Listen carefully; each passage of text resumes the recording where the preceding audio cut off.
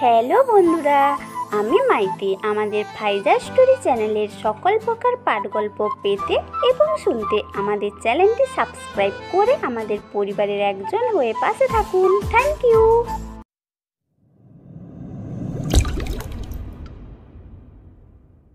2050 বর্তমান তথ্য প্রযুক্তির যুগ চলছে। টেকনোলজি অনেক উন্নত হয়ে গেছে। মানুষ প্রযুক্তির সাহায্যতে বর্তমানে অনেক এগিয়ে গেছে। প্রযুক্তি দিয়ে এমন কোনো কাজ নেই যেটা হচ্ছে না। প্রযুক্তির সাহায্যে অনেকে ভালো কাজ করছে, আবার অনেকে খারাপ কাজ করছে। প্রযুক্তির সাথে বিভিন্ন অ্যাকাউন্ট হ্যাক করছে, আবার বিভিন্ন অ্যাকাউন্ট প্রোটেক্টর করছে। এভাবে বিভিন্ন ধরনের কাজ হয়ে চলেছে। বিজ্ঞান অনেকটা উন্নত হয়েছে। বিজ্ঞানের সাহায্যে পৃথিবীটা আজ বিজ্ঞান ভিত্তিক হয়ে উঠেছে। অনেক উন্নত দেশগুলো আজ বিজ্ঞানের জন্য আরও বেশি উন্নত হয়ে গেছে। কিন্তু এই উন্নত যুগে এসেও বাংলাদেশ উন্নয়নশীল দেশে পড়ে আছে। এদের উন্নতর কোনো লক্ষণ দেখা যাচ্ছে না। তার একটাই কারণ, মেধাবীদের দেশে কোনো দাম নেই। বাংলাদেশ কুষ্টিয়ার ছোট একটি শহর। সেই শহরে একটি বাড়িতে বাস করে সালাম ও তার 9 বছরের ছেলে মাহিম।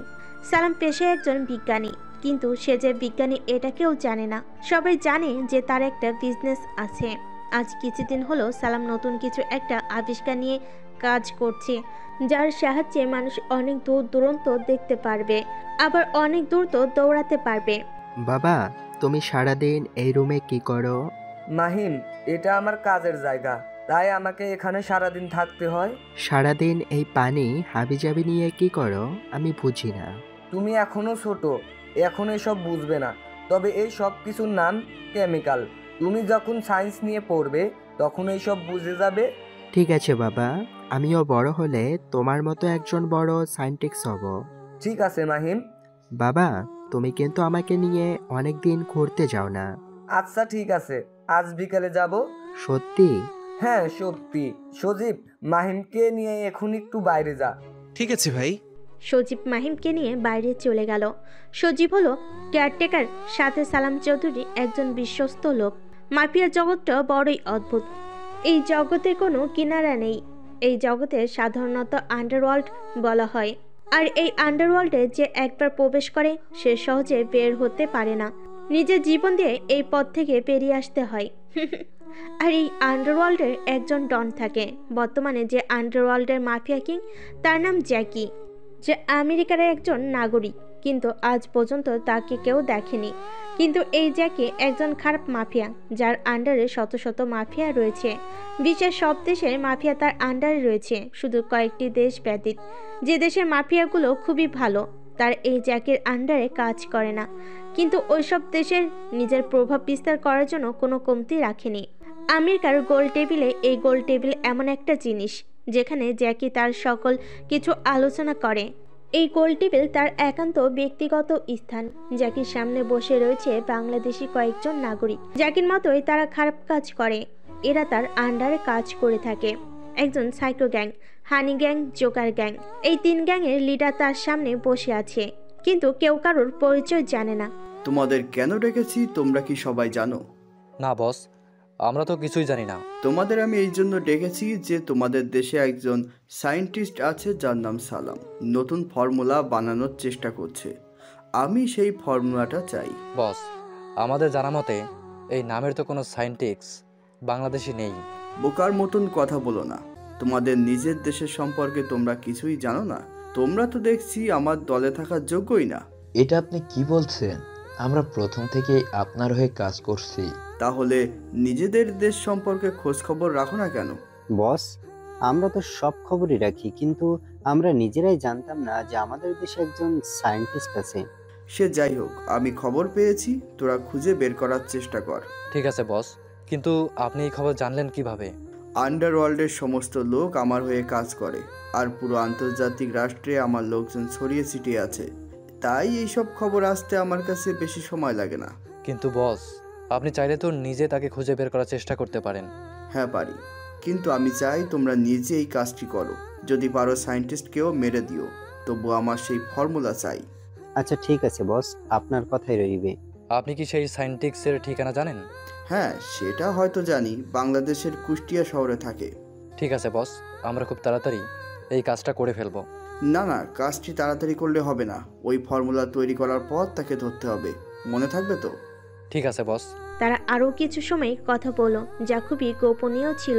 বাবা বাবা, এখন তো বিকেল হয়ে গেছে, চলো এখন তো ঘুরতে যাব। মাহিম, আমার এখন একটু কাজ আছে, কাল যা। বাবা, তুমি কিন্তু প্রত্যেক দিন বলছো আজ যাব আজ যাব, যাব যাব করে আর যাও না। মাহিম, তুমি তো বুঝতে পারছো না আমি কতটা গুরুত্বপূর্ণ কাজ করছি। এই কাজটা খুব তাড়াতাড়ি করে ফেলা অনেক ভালো। আমার থেকে তোমার কাজ আগে হয়ে গেল। মাহিমের মুখে এমন কথা শুনে সালাম মাহিমের মুখের দিকে তাকালো, তারপর কিছু একটা ভেবে বলল, আচ্ছা ঠিক আছে, তুমি একটু অপেক্ষা করো, আমি গিয়ে রেডি হয়ে আসছি। ঠিক আছে বাবা। মাহিম সিক্রেট রুম থেকে বাইরে এসে বসলো। সালাম নিজের কাজ গুছিয়ে রেখে নিজের রুমে এসে ফ্রেশ হয়ে বাইরে আসলো। চলো মাহিম, আমরা এখন ঘুরতে যাব। মাহিম ও তার বাবা বাসার বাইরে বের হলো। বাইরে আসতে সজীবের সাথে দেখা হয়ে গেল। সজীব, বাসার চারপাশে থাকো, আমি আর মাহিম একটু ঘুরে আসি। ঠিক আছে ভাই, তুমি নিশ্চিন্তে যেতে পারো, আমি বাড়ির আশেপাশেই আছি। মাহিম সজীব আঙ্কেলকে বিদায় দিয়ে তার বাবার সাথে ঘুরতে গেল। বিকেলে মাহিম আর তার বাবা রোজ হলিডে পার্কে ঘুরলো। তারপর একটা বড় রেস্টুরেন্টে খাওয়া দাওয়া করলো। ঘুরতে ঘুরতে তাদের অনেক রাত হয়ে গেল। সজীব এক ব্যক্তিকে ফোন দিল, সাথে সাথে রিসিভ হলো। Hello boss. হ্যাঁ সজীব বল। সালাম আর তার ছেলে মাহিম বাইরে ঘুরতে বেরিয়েছে। ঠিক আছে, সব সময়ের আপডেট আমাকে দিতে থাকবে, কোনোভাবেই যেন কোনো গ্রুপের না হয়ে যায়। আপনি একটুও চিন্তা করবেন না, ভালোভাবে নজরে রেখো। ঠিক আছে বস। সজীব যখনই ফোন কেটে দিল, এমন সময় আর মাহিম আর তার বাবা বাড়িতে প্রবেশ করলো। মাহিম তো আজ অনেক খুশি, কারণ অনেক দিন পর তার বাবা তাকে নিয়ে ঘুরতে বেরিয়েছিল। মাহিম হাসতে হাসতে গাড়ি থেকে নামলো, তার সাথে সালামও। তাহলে আমার ছেলে খুশি তো? হ্যাঁ বাবা, আমি অনেক খুশি। তাহলে বাবার উপর আর কোনো অভিমান নেই তো? একদমই না। ঠিক আছে, চলো এখন বাসার ভিতরে যাওয়া যাক। মাহিম আর সালাম ভিতরে প্রবেশ করলো। ভিতরে এসে দেখলো যে সজীব টিভি দেখছে। কিরে, বাসায় কি কেউ এসেছিল? না ভাই, কেউ আসেনি। আচ্ছা ঠিক আছে, কাজের মাসিকে খাবার দিতে বল। মাহিম আর সালাম ফ্রেশ হয়ে খাওয়া দাওয়া করে নিল। মাহিমকে নিজের রুমে ঘুমাতে যেতে বলে সালাম নিজের সিক্রেট রুমে গেল। তারপর প্রতিদিনের মতো সালাম নিজের ল্যাবে কাজ করছে। সে নিজের আবিষ্কারে খুব কাছে, হয়তো খুব তাড়াতাড়ি নিজের আবিষ্কার মানে ফর্মুলা তৈরি করে ফেলবে। সে নিজের কাজ করতে ব্যস্ত। এমন সময় তার ফোনে একটি কল আসলো। নিজের কাজ রেখে বিরক্ত হয়ে ফোনটি হাতে নিয়ে কল রিসিভ করলো। হ্যালো স্যার, আমি রশিদ বলছিলাম। হ্যাঁ রশিদ, বলো। স্যার, আমি গোপন সূত্রে জানতে পেরেছি আপনি নাকি কোন এক ফর্মুলা তৈরি করছেন। কিন্তু তুমি এইসব খবর কিভাবে জানলে? আমি কিভাবে জেনেছি সেটা বড় কথা নয়, বড় কথা হলো যত তাড়াতাড়ি সম্ভব আপনি আপনার বাসা পরিবর্তন করে ফেলুন। কিন্তু বাসা পরিবর্তন করব কেন? স্যার, আপনার এই গোপন খবর আন্ডারওয়ার্ল্ডের বড় বড় মাফিয়ারা জেনে গিয়েছে, আর সেই ফর্মুলা নেওয়ার জন্য তারা উঠে পড়ে লেগেছে। তুমি হয়তো ভুল জানো, আমি কোনো ফর্মুলা তৈরি করছি না। তাছাড়া আমার এই খবর তুমি মিথ্যে শুনেছো। দেখুন স্যার, আমি আপনার একজন শিষ্য, তাছাড়া আন্ডারওয়ার্ল্ডের সাথে আমার যোগসূত্র আছে। আন্ডারওয়ার্ল্ডের মাফিয়ারা কি কি কথা বলে আমার কানে একটু হলেও আসে, তাই আমি যেটা বলছি সেটাই করুন। তুমি এখন ফোন রাখো, আমি এইসব ভেবে দেখব। এটা বলে সালাম ফোন কেটে দিয়ে আবার নিজের কাজে মন দিল। যেভাবে হোক আজ রাতের মধ্যে আমার এই কাজটি শেষ করতে হবে। এই ফর্মুলা তৈরি করলে আমার দেশে অনেকটা এগিয়ে যাবে, আমার অনেক উন্নতি হয়ে যাবে। এটা বলে সালাম নিজের কাজে মন দিয়ে করতে লাগলো। তারপর সাইকো, হানি আর জোকার গ্যাং তিনজন দেশে ফিরে এসেছে। তারা সালাম চৌধুরীর কথা নিয়ে আলোচনা করছে। জোকার লিডার, তোমার সেই বিশ্বস্ত লোকের কি খবর? সে কি কোনো খবর দিয়েছে? হ্যাঁ, সে খবর দিয়েছে। সেই সায়েন্টিস্টের ফর্মুলা তৈরি হয়ে গেছে, আর তৈরি করেছে আজ রাতের মধ্যে। তাহলে কি করা যায় বলো? কি আর করা যাবে, সেই ফর্মুলা নিয়ে আসতে হবে। এর জন্য যদি সে সায়েন্টিস্টকে মরতে হয় তাও কোনো সমস্যা নেই, তবে আমরা যদি সেই ফর্মুলা না পাই তাহলে সে আমাদেরকে মেরে ফেলবে। হ্যাঁ, তুমি ঠিক বলেছ জোকার কিং। তাহলে আজ আমরা কোন সময় যাব? ভোর রাতের দিকে, রাত 3টার দিকে। আচ্ছা ঠিক আছে। সালাম খুব খুশি, কারণ তার অনেক দিনের চেষ্টা সফল হয়েছে। তার আবিষ্কার সফল হয়েছে। এই ফর্মুলা দুইটি বানিয়ে ফেলেছে। কি সেই ফর্মুলা এখনো সবার অজানা। আজ আমি অনেক খুশি, এই খুশি সব থেকে বেশি। আমার এতদিনের চেষ্টা আজ সফল হলো। এখন বাংলাদেশকে আর কেউ পিছিয়ে রাখতে পারবে না। সকল দিক দিয়ে বাংলাদেশ হবে উপরে, কারণ আমার এই ফর্মুলা মানুষকে অনেক অনেক শক্তিশালী করিয়ে ফেলবে।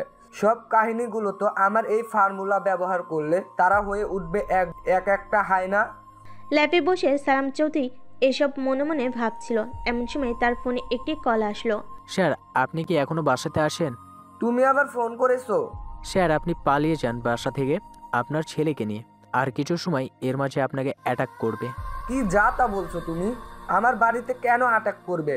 স্যার, আপনি হয়তো জানেন যে আপনার ফর্মুলার কথা কেউ জানে না। আর ভাবুন, আমি কিভাবে জানলাম? সেটাও ভাবার বিষয়। জি স্যার, 3 গ্যাং আপনার পিছনে লেগেছে, আর এদের পিছনে রয়েছে আন্ডারওয়ার্ল্ডের মাফিয়া কিং জেকি। আমি তোমার কথা বিশ্বাস করি না। বিশ্বাস করবেন আর না করবেন সেটা আপনার যায় আসে না, কিন্তু আপনি আমার স্যার, তাই আপনাকে আমি সাবধান করে দিলাম। সালাম ফোন রেখে বিরক্ত হলো। কে তার এই ফর্মুলার কথা বাইরে জানিয়ে দিবে সে বুঝতেই পারছে না। হঠাৎ তার সজীবের কথা মনে হলো। তার এসব কথা সজীব ছাড়া আর কেউ জানে না। তাহলে কি সজীব আমার এই ফর্মুলার কথা বাইরে জানিয়ে দিয়েছে মাফিয়াদের কাছে? কিন্তু সে আমার বিশ্বস্ত লোক হয়েও কেন এমন করবে? না, একবার আমাকে ভেবে দেখতে হবে। রাত 2টো বাজে। সালাম সাহেব এখনো জেগে আছে। হঠাৎ তার বাড়ির আশপাশ থেকে শব্দ আসতে লাগলো। নিজের জানালার কাছে গিয়ে দেখলো যে বাড়ি থেকে কারোর কথা বলার শব্দ শুনতে পেল। তাই সে বুঝে গেল যে তার কথা সত্যি মাফিয়ারা জেনে গেছে। তিনি তাড়াতাড়ি ল্যাব থেকে বেরিয়ে মাহিমের কাছে গেল। মাহিমের রুমে এসে দেখলো যে মাহিম ঘুমিয়ে আছে, আর সেখানে সজীব নেই। প্রতিদিন সজীব মাহিমের কাছে বসে থাকে, কিন্তু আজ নেই। এটা দেখে সালাম বেশ অবাক হলো। সালাম তাড়াতাড়ি এসে মাহিমের হাত ধরে তাকে বসিয়ে দিল। ঘুমের ঘরে এমন টান পড়ে মাহিমের ঘুম ভেঙে গেল। ঘুমের আলিশ কাটিয়ে সামনে তাকিয়ে দেখলো যে তার বাবা। আব্বু, আজ এত তাড়াতাড়ি সকাল হয়ে গেছে? সকাল হয়নি মাহিম, কিন্তু একটা সমস্যা হয়ে গেছে। কি সমস্যা হয়েছে বাবা? তোমাকে এত কথা বলার সময় নেই এখন। তুমি এখন আমার সাথে আসো। এটা বলে সালাম মাহিমের হাত ধরে সিক্রেট ল্যাবে নিয়ে আসলো। তিনি মাহিমকে দাঁড় করিয়ে রেখে জানালার কাছে গিয়ে দেখলো যে আশপাশ থেকে অনেক মানুষ বাসার দিকে উঠে আসছে। তিনি আবার তাড়াতাড়ি মাহিমের কাছে ফিরে আসলো। মাহিম, তাড়াতাড়ি ওই বেডের উপরে শুয়ে পড়ো। কিন্তু কেন বাবা? আমি যেটা বললাম সেটা করো, আর কোনো কথা বলো না। মাহিম তার বাবার কথা অনুযায়ী সেই বেডের উপর শুয়ে পড়ল। মাহিম শুয়ে পড়ার সাথে সাথেই তার বাবা নিজের আবিষ্কারের দ্বিতীয় ফর্মুলা ইনজেকশনের মধ্যে ভরল। এরপর এক একটা করে মাহিমের হাতে পুশ করে দিল। বাবা, তুমি আমার শরীরে কি ইনজেকশন দিলে? আমার কেমন জানি লাগছে, হাত অবশ হয়ে আসছে, সামনে সব খোলাটে দেখছি।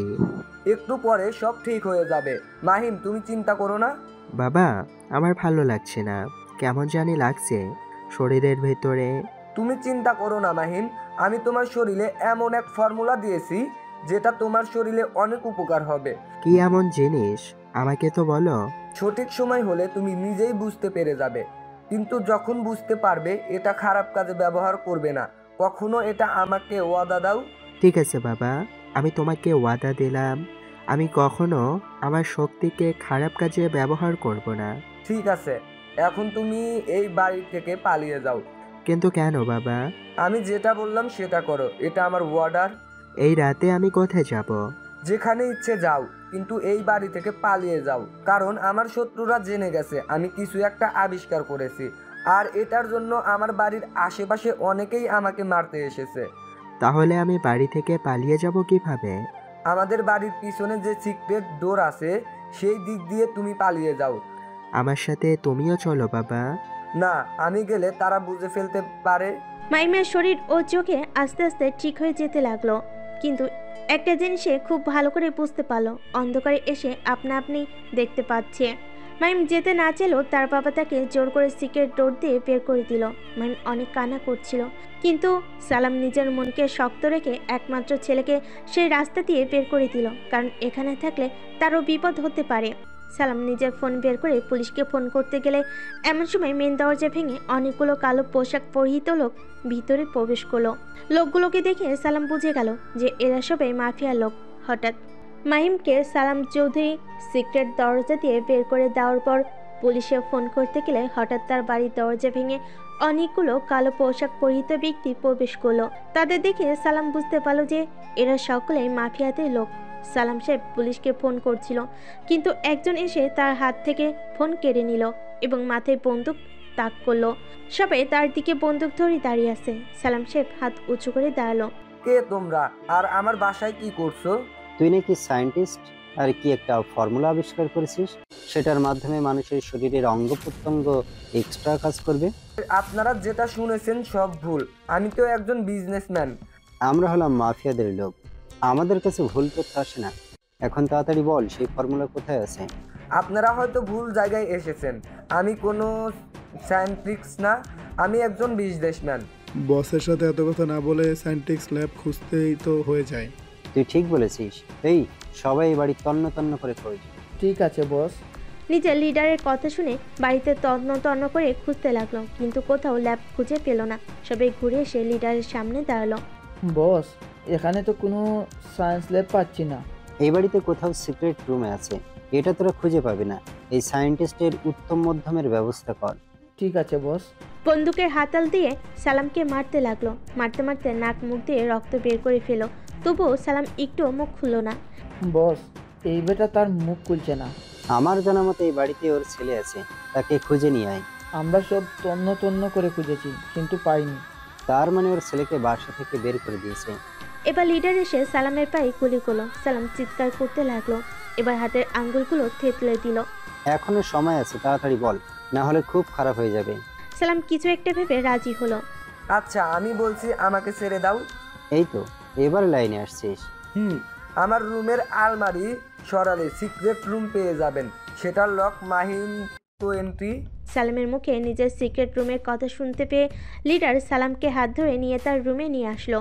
তার লোকে দিতে আলমারি সরালো, একটি সিক্রেট দরজা পেরিয়ে আসলো, কিন্তু সেটা লক করা ছিল। তাড়াতাড়ি লক খোল।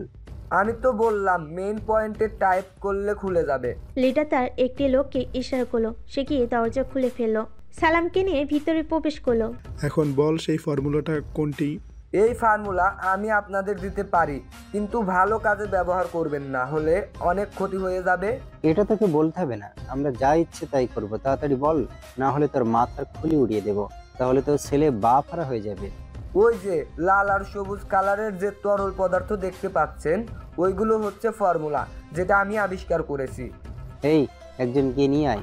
লিডারের কথা শুনে একজনকে টেবিলের উপর থেকে লাল ও সবুজ কালারের তরল পদার্থের বোতল নিয়ে আসলো। এটাই তো আসল ফর্মুলা, নাকি মিথ্যা বলছিস? আরে এটাই আসল, আমি নিজে বানিয়েছি। লিডার বোতল দুটো নিজের কাছে রেখে সালামকে ধরে আবার রুম থেকে বাইরে নিয়ে আসলো। ড্রয়িং রুমে আসার পর হঠাৎ বাড়ির ভিতরে আরো কয়েকজন প্রবেশ করলো, যাতে দেখে লিডার পুন্নিশ করলো। আপনারা চলে আসছেন বস? ফর্মুলা পেয়েছিস তোরা? সে ফর্মুলা আমি নিজেই নিতে এসেছি। পেয়ে গেছি বস, এই যে ফর্মুলা। এটা বলে লিডার নিজের পকেট থেকে ফর্মুলা বের করে তিনজনের দিকে এগিয়ে দিল। আপনারা দেশের এত বড় গণ্যমান্য ব্যক্তি হয়েও মাফিয়াদের হয়ে কাজ করেন। আমরা তো মাফিয়া দলের লিডার, কিন্তু এই বড় বড় জায়গায় রয়েছে শুধু ভালো মানুষ হয়ে থাকার জন্য। কিন্তু আজ যখন তুই এইসব জেনে গেছিস, তাহলে তোকে তো উপরে যেতেই হবে। আমি তো আপনাদের ফর্মুলা বানিয়ে দিয়েছি, তাহলে কেন আমাকে মারবেন? আমরা কেউ চাই না যে এই ফর্মুলা তুই দ্বিতীয়বার আবিষ্কার করিস। আর আমাদের বস আন্ডারওয়ার্ল্ডের মাফিয়া কিং আমাদের অর্ডার দিয়েছে যেন আমরা ফর্মুলা হাতে পেলেই তোকে মেরে ফেলি। আপনারা বলে আমি নিজের গবেষণা বাদ দিয়ে দিব, তবুও আমাকে মারবেন না? সেটা তো বললে হবে না রে, আমাদের লাইনে দ্বিতীয়বার কাউকে সুযোগ দেওয়া হয় না। তাছাড়া তুই আমাদেরকে দেখে ফেলেছিস, তাই তোকে তো মরতেই হবে। আমাকে ছেড়ে দিন, আমি কাউকে কিছু বলবো না। দরকার হলে আমি দেশ থেকে পালিয়ে যাব, তবুও আমাকে ছেড়ে দিন। আরে তোকে ছেড়ে দিলে আমরা পরের সমস্যায় পড়তে পারি, আর আমরা কখনো কাঁচা কাজ করি না। তোকে মরতেই হবে, উপরে গিয়ে ভালো থাকিস। এটা বলে তিনজনের মাঝে একজন এসে তার লোকের কাছ থেকে ছুরি নিয়ে সালাম সাহেবকে আঘাত করতে লাগলো। এক এক করে তিনজনই তাকে আঘাত করে মারলো। এমন সময় মেন গেট দিয়ে বাড়ির ভিতরে প্রবেশ করলো সজীব, যাকে দেখে সালাম একটু আশা পেল বাঁচার, কিন্তু কিছু সময় পর সেই আশা নিভে গেল, কারণ সজীব হাসতে হাসতে সালামের কাছে এগিয়ে আসলো। এসে একজনের কাছ থেকে ছুরি নিয়ে সালামের কাছে আসলো। সজীব, শেষ পর্যন্ত তুই আমার সাথে গাদ্দারি করলি। তোকে আমি নিজের ভাইয়ের আসলে বসিয়েছিলাম, কিন্তু তুই আমার সকল কথা মাফিয়াদের জানিয়ে দিয়েছিস। কি করব ভাই বলেন?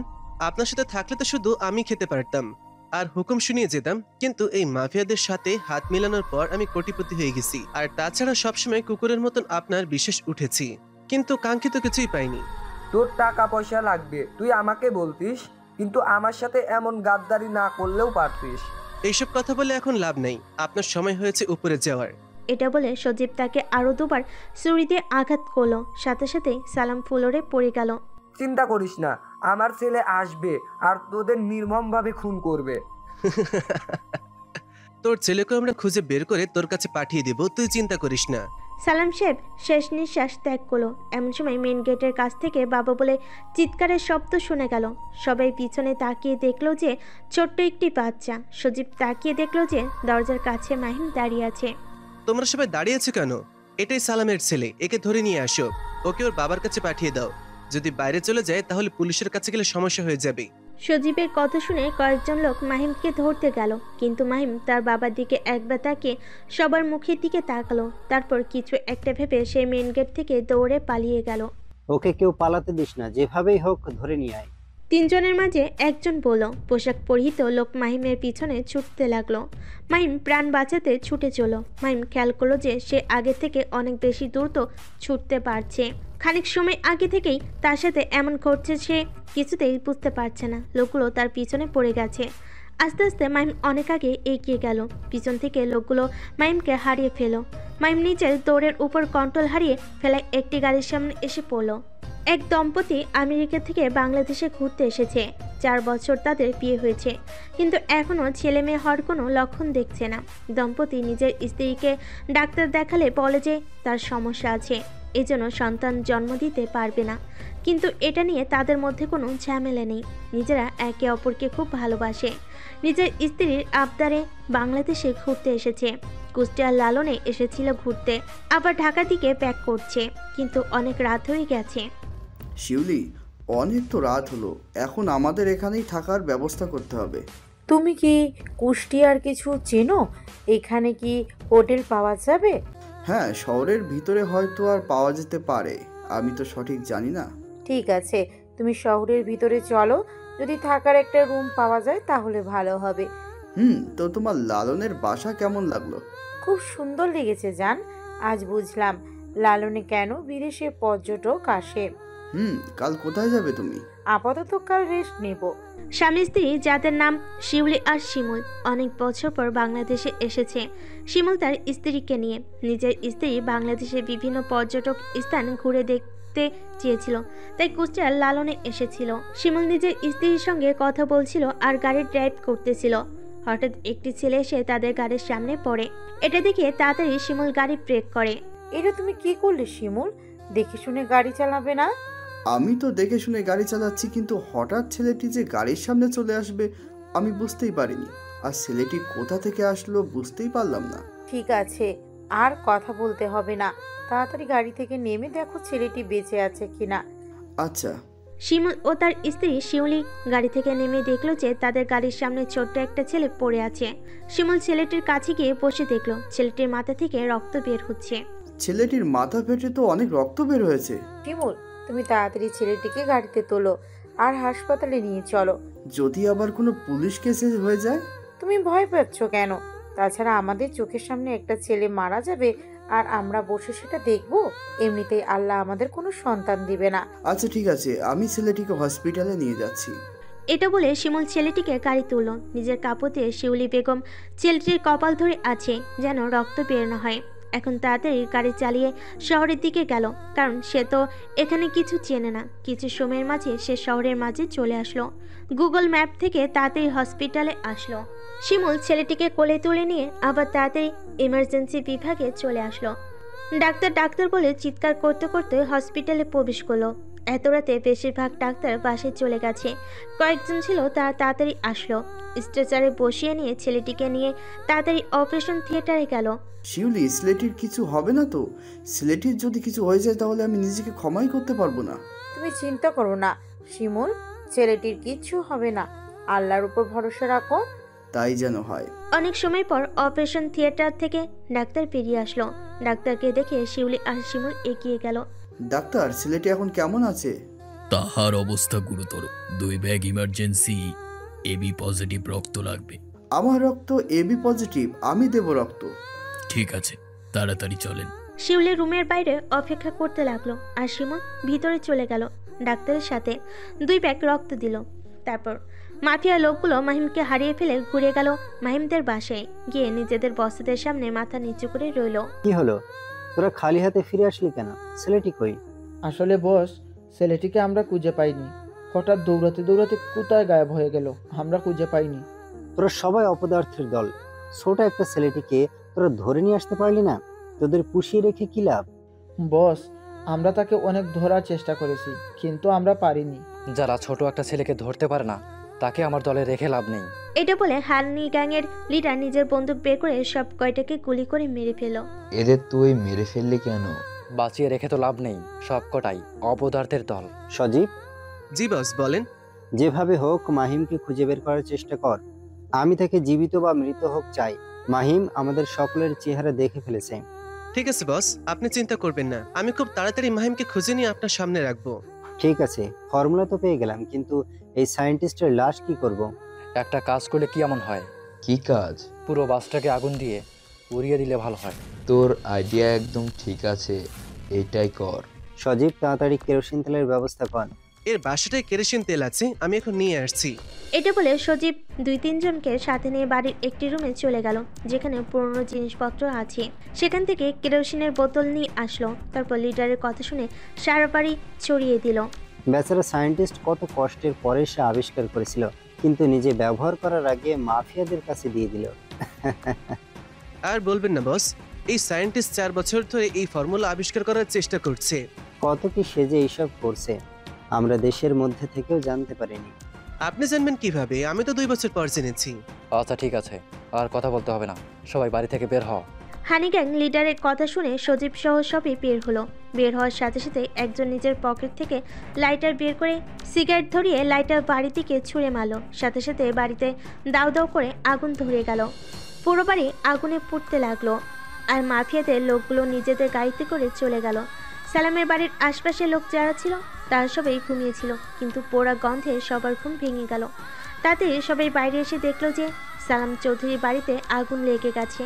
সবাই বের হয়ে এসে আগুন নেভানোর চেষ্টা করতে লাগলো। কিছু সময়ের মাঝে দমকল বাহিনী চলে আসলো। তারা এসে আগুন নেভানোর চেষ্টা করতে লাগলো। অনেক সময় পর তারা সফল হলো আগুন নেভাতে, কিন্তু এত সময়ে বাসার ভিতরে যা ছিল সব পুড়ে ছারখার হয়ে গেছে। বাড়ির ভেতর যদি কোনো মানুষ থেকেই থাকে তাহলে হয়তো তারা মারা গেছে এতক্ষণ। বাড়িতে আগুন লাগলো কিভাবে? একজন অফিসার জিজ্ঞেস করলো। আমরা তো কিছু জানি না, কিন্তু ঘুমের মধ্যে হঠাৎ পোড়ার শব্দ এবং গন্ধ পেয়ে জেগে উঠি, আর বাইরে এসে দেখি যে এই অবস্থা, আর তখনই আমরা আপনাদের ফোন করি। আগুনের জোরে মনে হচ্ছে বাড়ির ভিতরে সব শেষ হয়ে গেছে। আমরা ভিতরে গিয়ে দেখছি কেউ বেঁচে আছে নাকি। এই বাড়িতে কে কে থাকতো? একজন বিজনেসম্যান সালাম চৌধুরী ও তার ছেলে মাহিম। অফিসার বাড়ির আশেপাশে প্রতিবেশীদের সাথে কথা বলতে লাগলো। আর কয়েকজন অফিসার ভিতরে প্রবেশ করলো। ভিতরে প্রবেশ করে প্রথমে তাদের সামনে অনেকগুলো পোড়া লাশ বাঁধলো। সবগুলোকে বাড়ির বাইরে আনা হলো। আশেপাশের মানুষজন এসব দেখে আতঙ্কিত। লাশগুলোকে তো চেনা যাবে না, তোমরা লাশগুলোকে পোস্টমর্টমের জন্য পাঠাও। ঠিক আছে। অ্যাম্বুলেন্স এসে লাশগুলোকে নিয়ে চলে গেল, আর ফায়ার সার্ভিস কিছু সময় থেকে চলে গেল। তারপর রাত পেরিয়ে সকাল হতে চলো। হসপিটালের বারান্দার বেঞ্চে বসে শিমুল ও শিউলি এই 2 দম্পতির রাত কেটেছে। তারা দুজন একটি ছেলেকে হসপিটালে নিয়ে এসেছিল, তার এখনো জ্ঞান ফেরেনি, এই জন্য দুজন বাইরে বসেছিল। এমন সময় তাদের সামনে একজন নার্স আসলো। নার্সকে দেখে শিমুল বলল, ছেলেটির কি এখনো জ্ঞান ফেরেনি? হ্যাঁ, ছেলেটির জ্ঞান ফিরেছে, এই জন্য আপনাদের খবর দিতে আসলাম। আমরা কি তার সাথে দেখা করতে পারি? একটু পরে ডাক্তার আসবে, তিনি দেখে গেলে আপনারা দেখা করতে পারবেন। ঠিক আছে। নার্স চলে গেল, আর শিমুল ও শিউলি আবার বেঞ্চে বসে পড়ল। শিউলি, চলো কিছু নাস্তা করে আসা যাক, আর ছেলেটির জন্য কিছু কিনে নিয়ে আসা যাক। তুমি ঠিক বলেছ, এমনিতেও আমাদের অনেক খিদা লেগেছে। শিমুল ও শিউলি হসপিটালের বাইরে একটি রেস্টুরেন্টে গেল। ফ্রেশ হয়ে কিছু খাওয়া দাওয়া করলো এবং ছেলেটির জন্য খাবার কিনে নিল। হসপিটালে এসে দেখলো যে ডক্টর এসে ছেলেটিকে চেক আপ করছে। তারা দুজন ডাক্তারের কাছে এগিয়ে গেল। ডাক্তার, ছেলেটি এখন কেমন আছে? ছেলেটি এখন সুস্থ, কিন্তু কয়েকদিনের রেস্ট নিতে হবে। দেখে মনে হচ্ছে কোনো কিছু নিয়ে খুব ভয়ে আছে। যতটা সম্ভব তাকে চিন্তামুক্ত রাখবেন। আচ্ছা ঠিক আছে। ডাক্তার চলে গেলে শিমুল ও শিউলি দুজন কেবিনের ভিতর প্রবেশ করলো। গিয়ে দেখলো ছেলেটি জানালার দিকে তাকিয়ে আছে। খাবারের প্যাকেট টেবিলের উপর রাখলো। শিউলি গিয়ে ছেলেটির মাথার কাছে বসলো। তুমি কে বাবা? আর এত রাতে রাস্তায় কেন দৌড়াচ্ছিলে? কিন্তু ছেলেটি কোনো কথা বলল না। কি হয়েছে তোমার? তুমি আমাকে নির্দ্বিধায় বলতে পারো। তুমি তোমার আব্বু বা আম্মুর নাম্বার দাও, তাহলে আমরা তার সাথে যোগাযোগ করতে পারি। তারা এসে তোমাকে নিয়ে যাবে। এমন কথা শুনে ছেলেটির চোখ দিয়ে পানি বের হয়ে গেল। কিন্তু শিমুল শিউলি বুঝতে পারলো না যে কেন ছেলেটি মা বাবার কথা শুনে কান্না করছে। কি হলো মনি, তুমি মা বাবার কথা শুনে কান্না করছো কেন? আসলে আমার মা বাবা আর বেঁচে নেই, অনেক আগেই মারা গেছে। আচ্ছা ঠিক আছে, চিন্তা করো না, আমরা তো আছি। আমরা থাকতে তোমার কোনো চিন্তা নেই। আপনারা আর কত সময় বা থাকবেন? আমাকে একা করে তো চলে যাবে, তখন আমি কোথায় যাব? ছেলেটির কথা শুনে শিউলি শিমুলের দিকে তাকালো। শিউলি শিমুলের দিকে ইশারা করলো। শিমুল দেখো, ছেলেটা কত নিষ্পাপ। আমরা ছেলেটাকে আমাদের সাথে নিয়ে যাই। আল্লাহ হয়তো চাইছে আমাদের সাথে থাকুক। তুমি কি বলো? আমারও সেটাই মনে হচ্ছে শিউলি। সেটা না হলে ছেলেটি আমাদের গাড়ির সামনে এসে কেন পড়লো? তো বাবা, তোমার নাম কি? আমার নাম মাহিম। তুমি কি আমাদের সাথে যাবে? আপনাদের কোনো সমস্যা হবে না তো? তাছাড়া আমি চাই না আমার জন্য কারো সমস্যা হোক। এমনিতেই ছোটবেলায় আমি আমার মা বাবাকে হারিয়েছি। মাহিম কিছুটা মিথ্যা কথা বলল, কারণ সে ছোটবেলায় তার মাকে হারালে বাবাকে হারিয়েছে কিছু সময় হলো। কিন্তু কেন মিথ্যা কথা বলো সেটা অজানা। তুমি অন্য কিছু ভেবো না। তুমি আমাদের কাছে নিজের ছেলের মতো মানুষ হবে। আমাদের কোনো ছেলে নেই, তাই তুমি আজ থেকে আমাদের ছেলে। এবার শিমুল অন্য পাশে এসে মাহিমের পাশে বসল। তুমি নিশ্চিন্তে আমাদের বিশ্বাস করতে পারো। আমরা তোমাকে অনেক ভালোবাসবো। শুধু তুমি আমাদের মা বাবা বলে ডেকো। তুমি কি পারবে? আমি আপনাদের মা বাবা বলে ডাকতে পারবো না। এমন কথা শুনে তাদের দুইজনের মুখ শুকিয়ে গেল। এটা দেখে মাহিম মুচকি এসে বলল, আরে আপনারা এত চিন্তা করছেন কেন? আমি আপনাদের মা বাবা বলে ডাকবো না, ঠিক আছে? ছোট আব্বু ছোট আম্মু বলে ডাকবো। আচ্ছা ঠিক আছে, ডাকিস, তাই হবে। আমি তো আপনাদের পরিচয় দিলাম, কিন্তু আপনারা তো আপনাদের পরিচয় দেবেন না। আমি হলাম শিউলি, আর তোমার ওই পাশে যে বসে আছে সে হলো আমার হাজব্যান্ড শিমুল। আমরা দুজনে আমেরিকাতে থাকি। বাংলাদেশে আজ 2 দিন হলো ঘুরতে এসেছি। গতকাল রাতে লালন ঘোরাঘুরি করে ফিরতে ছিলাম, তার তখনই তুমি আমাদের গাড়ির সামনে। ও আচ্ছা। তুমি কিন্তু এখনো বললে না যে এত রাতে কেন রাস্তায় দৌড়াচ্ছিলে? আসলে ছোট আম্মু কিছু কুকুর আমাকে তাড়া করেছিল, এই জন্য। আমি তো রাস্তায় থাকি, তাই। মাহিমের মুখে এমন কথা শুনে শিমুল কিছু চিন্তা করতে লাগলো। সে ভাবছে রাস্তার ছেলে হলে মাহিমের গায়ে এত দামি পোশাক ছিল কেন। শিউলি বেগম খাবার বের করে খাইয়ে দিল। আচ্ছা মাহিম, তুমি রেস্ট করো। আমি আর তোমার ছোট আম্মু বাইরে ডাক্তারের সাথে কথা বলে আসছি। কবে তোমাকে এখান থেকে নিয়ে যাব এই কথা শুনে আসি। আচ্ছা ঠিক আছে ছোট আব্বু। শিমুল আর শিউলি কেবিন থেকে বেরিয়ে গেল। এবার শিমুল শিউলিকে বলল, আমার মনে হচ্ছে ছেলেটি আমাদের মিথ্যা কথা বলছে। তোমার হঠাৎ এই কথা বলার কারণ? আরে দেখছো না, ছেলেটির গায়ে কত সুন্দর পোশাক ছিল, আর গলায় কি দামি একটা চেন ছিল। ওসব বাদ দাও, হয়তো কেউ তাকে দিয়েছে। রাস্তার অনেক মানুষই তো রাস্তায় এতিমদের সাহায্য করে। তবে হয়তো। শিউলি বেগমের কথা শুনে শিমুল মাহিমের কথা বাদ দিল এবং রিসেপশনে গিয়ে জিজ্ঞেস করলো তাকে কখন ছাড়বে। এরপর বাংলাদেশের মাফিয়া তারা বড় স্ক্রিনের সামনে টেবিলের ওপর বসে আছে, আর বড় স্ক্রিনে এক একজনকে দেখা যাচ্ছে যার মুখ কালো কাপড় দিয়ে ঢাকা, মাথায় কালো টুপি। দেখে মনে হচ্ছে তারা ভিডিও কনফারেন্সিং এ কথা বলছে। হ্যাঁ সত্যি, তা ভিডিও কনফারেন্সিং এ কথা বলছে। স্ক্রিনে যাকে দেখা যাচ্ছে সে হলো আন্ডারওয়ার্ল্ডের মাফিয়া কিং জ্যাকি। তো তোমরা কি আমার কাজটি করতে পেরেছো? সেটা আর বলতে বস, আপনি বিশ্বাস করে আমাদের উপরে কাজ দিয়েছেন, আর সেটা আমরা না করে পারি? আজ পর্যন্ত আমরা আপনার দেওয়া কাজ কখনোই বিফলে হতে দেয়নি, আর আজ কিভাবে দেব? Very good. সেই ফর্মুলা কোথায়? এই তো বস, টেবিলের ওপর আপনি যে 2টি বোতল দেখতে পাচ্ছেন তাই হলো সেই ফর্মুলা। ঠিক আছে, আর তাকে কি করেছো? সেই সায়েন্টিস্টকে মেরে আমরা তার বাড়িতে আগুন লাগিয়ে দিয়েছি। এটা খুব ভালো কাজ করেছো। আমি তোমাদের উপর খুব ইমপ্রেস। এখন বলো কবে? ফর্মুলাগুলো আমেরিকায় পাঠাচ্ছ। আপনি যেদিন বলবেন আমরা সেদিনই আমেরিকায় পাঠিয়ে দেব। আচ্ছা ঠিক আছে, তোমরা আগামী সপ্তাহে ফর্মুলা নিয়ে চলে এসো। আচ্ছা ঠিক আছে। আচ্ছা বস, এই ফর্মুলা কিসের? তোমরা যখন আমার সামনে আসবে এবং এই ফর্মুলা আমার হাতে দেবে, তখনই বুঝতে পারবে যে এই ফর্মুলা কি এমন কাজ করে। আচ্ছা ঠিক আছে বস, আমরা অপেক্ষায় থাকবো। আমিও তোমাদের অপেক্ষায় থাকবো। আর হ্যাঁ, তোমাদের আরও কাজ আছে কিন্তু। আবার কি কাজ বস? কেন, তোমরা কি ভুলে গেছো যে বাংলাদেশের আইনি কাজ তোমাদের দ্বারা হয়? এটা তো আমাদের নিত্যদিনের কাজ, সেগুলো আমরা বলবো কিভাবে? লন্ডনের মাফিয়া কিং আমার কাছে 5,000 মেয়ে চেয়েছে। আমি তো অন্যান্য 2 দেশ থেকে 4,000 কমপ্লিট করে ফেলেছি, কিন্তু আরও 1,000 তোমার দেশ থেকে দিতে হবে। এই নিয়ে আপনার চিন্তা করতে হবে না বস, আপনি খুব তাড়াতাড়ি 1,000 মেয়ে পেয়ে যাবেন। জি বস, আপনি শুধু অপেক্ষা করুন, আমরা 1,000 মেয়ে তাড়াতাড়ি ম্যানেজ করে ফেলবো। তোমাদের উপর আমার সম্পূর্ণ ভরসা আছে। তারা আরও অনেক সময় কথা বলল ভিডিও কনফারেন্সে। তাদের আলোচনার মধ্যে বেশিরভাগ বেআইনি কাজের কথা চলো। খারাপ মাফিয়া হলে তো খারাপ কথাই চলবে। ভিডিও কনফারেন্সিং শেষ হলো। বাংলাদেশের 3 মাফিয়া তাদের বিজনেস নিয়ে আলোচনা করলো। 2-3 দিন যাবৎ একটা খবরই প্রত্যেকটা টিভিতে দেখাচ্ছে, আর সেটা হলো দেশের একজন বড় বিজনেসম্যান, আর সে হলো সালাম চৌধুরী। পুলিশ সদস্যর মৃত্যুর ঘটনা তদন্ত করেছে, কিন্তু কোনো খোঁজ পাচ্ছে না। পুলিশের হেডকোয়ার্টারের সামনে সাংবাদিক এসে ঘিরে ধরেছে। এমন সময় অফিসার অফিস থেকে বেরিয়ে আসলো।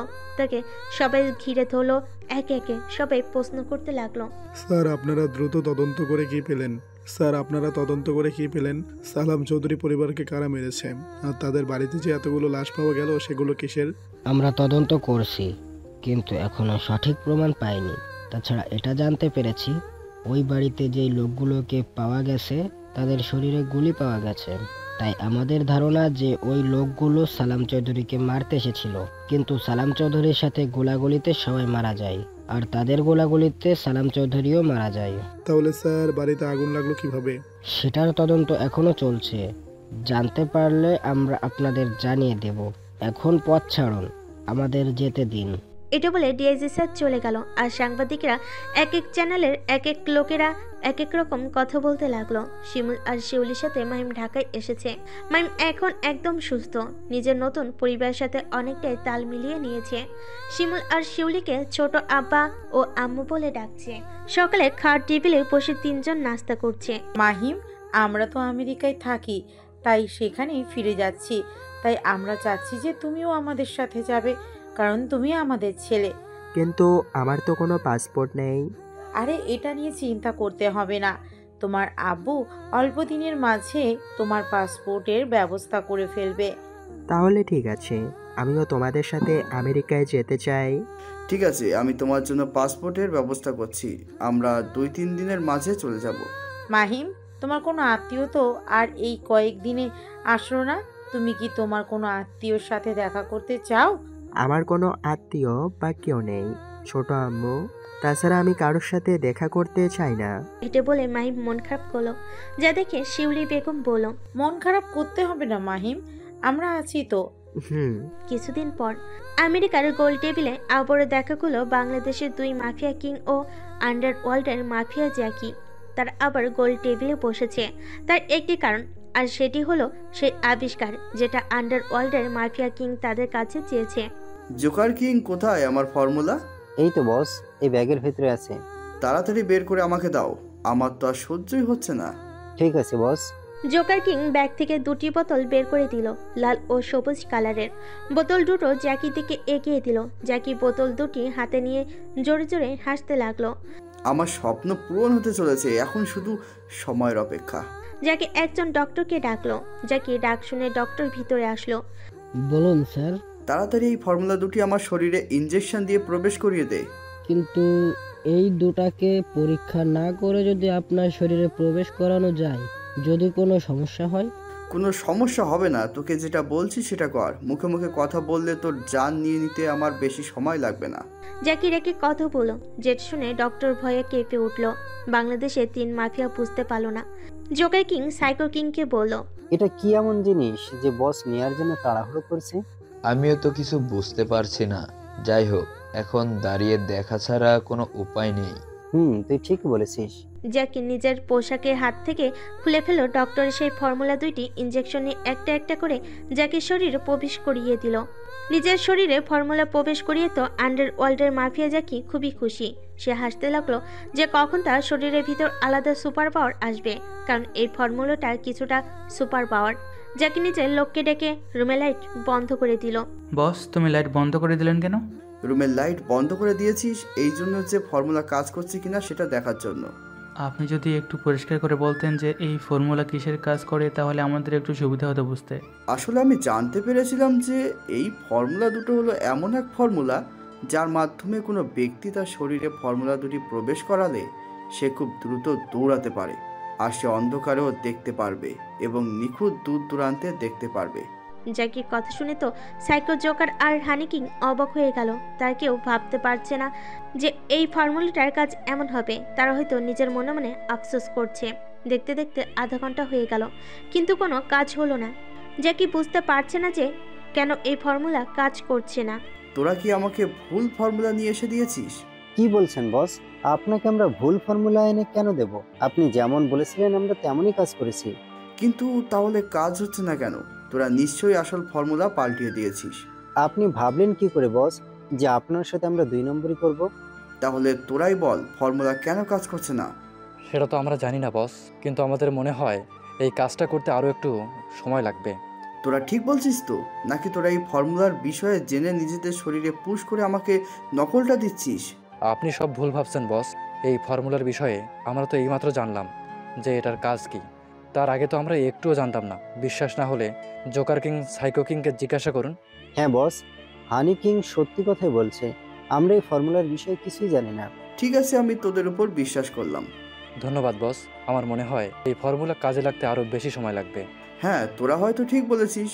আচ্ছা ঠিক আছে, তোরা এখন যা, কিন্তু হ্যাঁ, আমেরিকা থেকে যাবি না। কিন্তু বস, আমরা যদি আমেরিকা থেকে না যাই তাহলে বাংলাদেশে আপনার কাজগুলো কে করবে? আমি তো তোদের একবারে এখানে থাকতে বলছি না, কিন্তু হ্যাঁ, কয়েকদিন পরে যাবি। আচ্ছা ঠিক আছে বস। 3 মাফিয়া কিং চলে গেল, আর গোল টেবিলে বসে আন্ডারওয়ার্ল্ডের মাফিয়া কিং বসে অপেক্ষা করতে লাগলো যে সেই কাঙ্ক্ষিত সময় কখন আসবে, কখন সে অন্ধকারকেও দেখতে পারবে। আর পাশে ডাক্তার দাঁড়িয়ে রইল। তারপর দেশে একজন বিজনেসম্যান মারা গেছে এই খবর সারা জায়গায় ছড়িয়ে পড়েছিল, কিন্তু সেটা খবর এখনো পর্যন্ত পাওয়া যায়নি।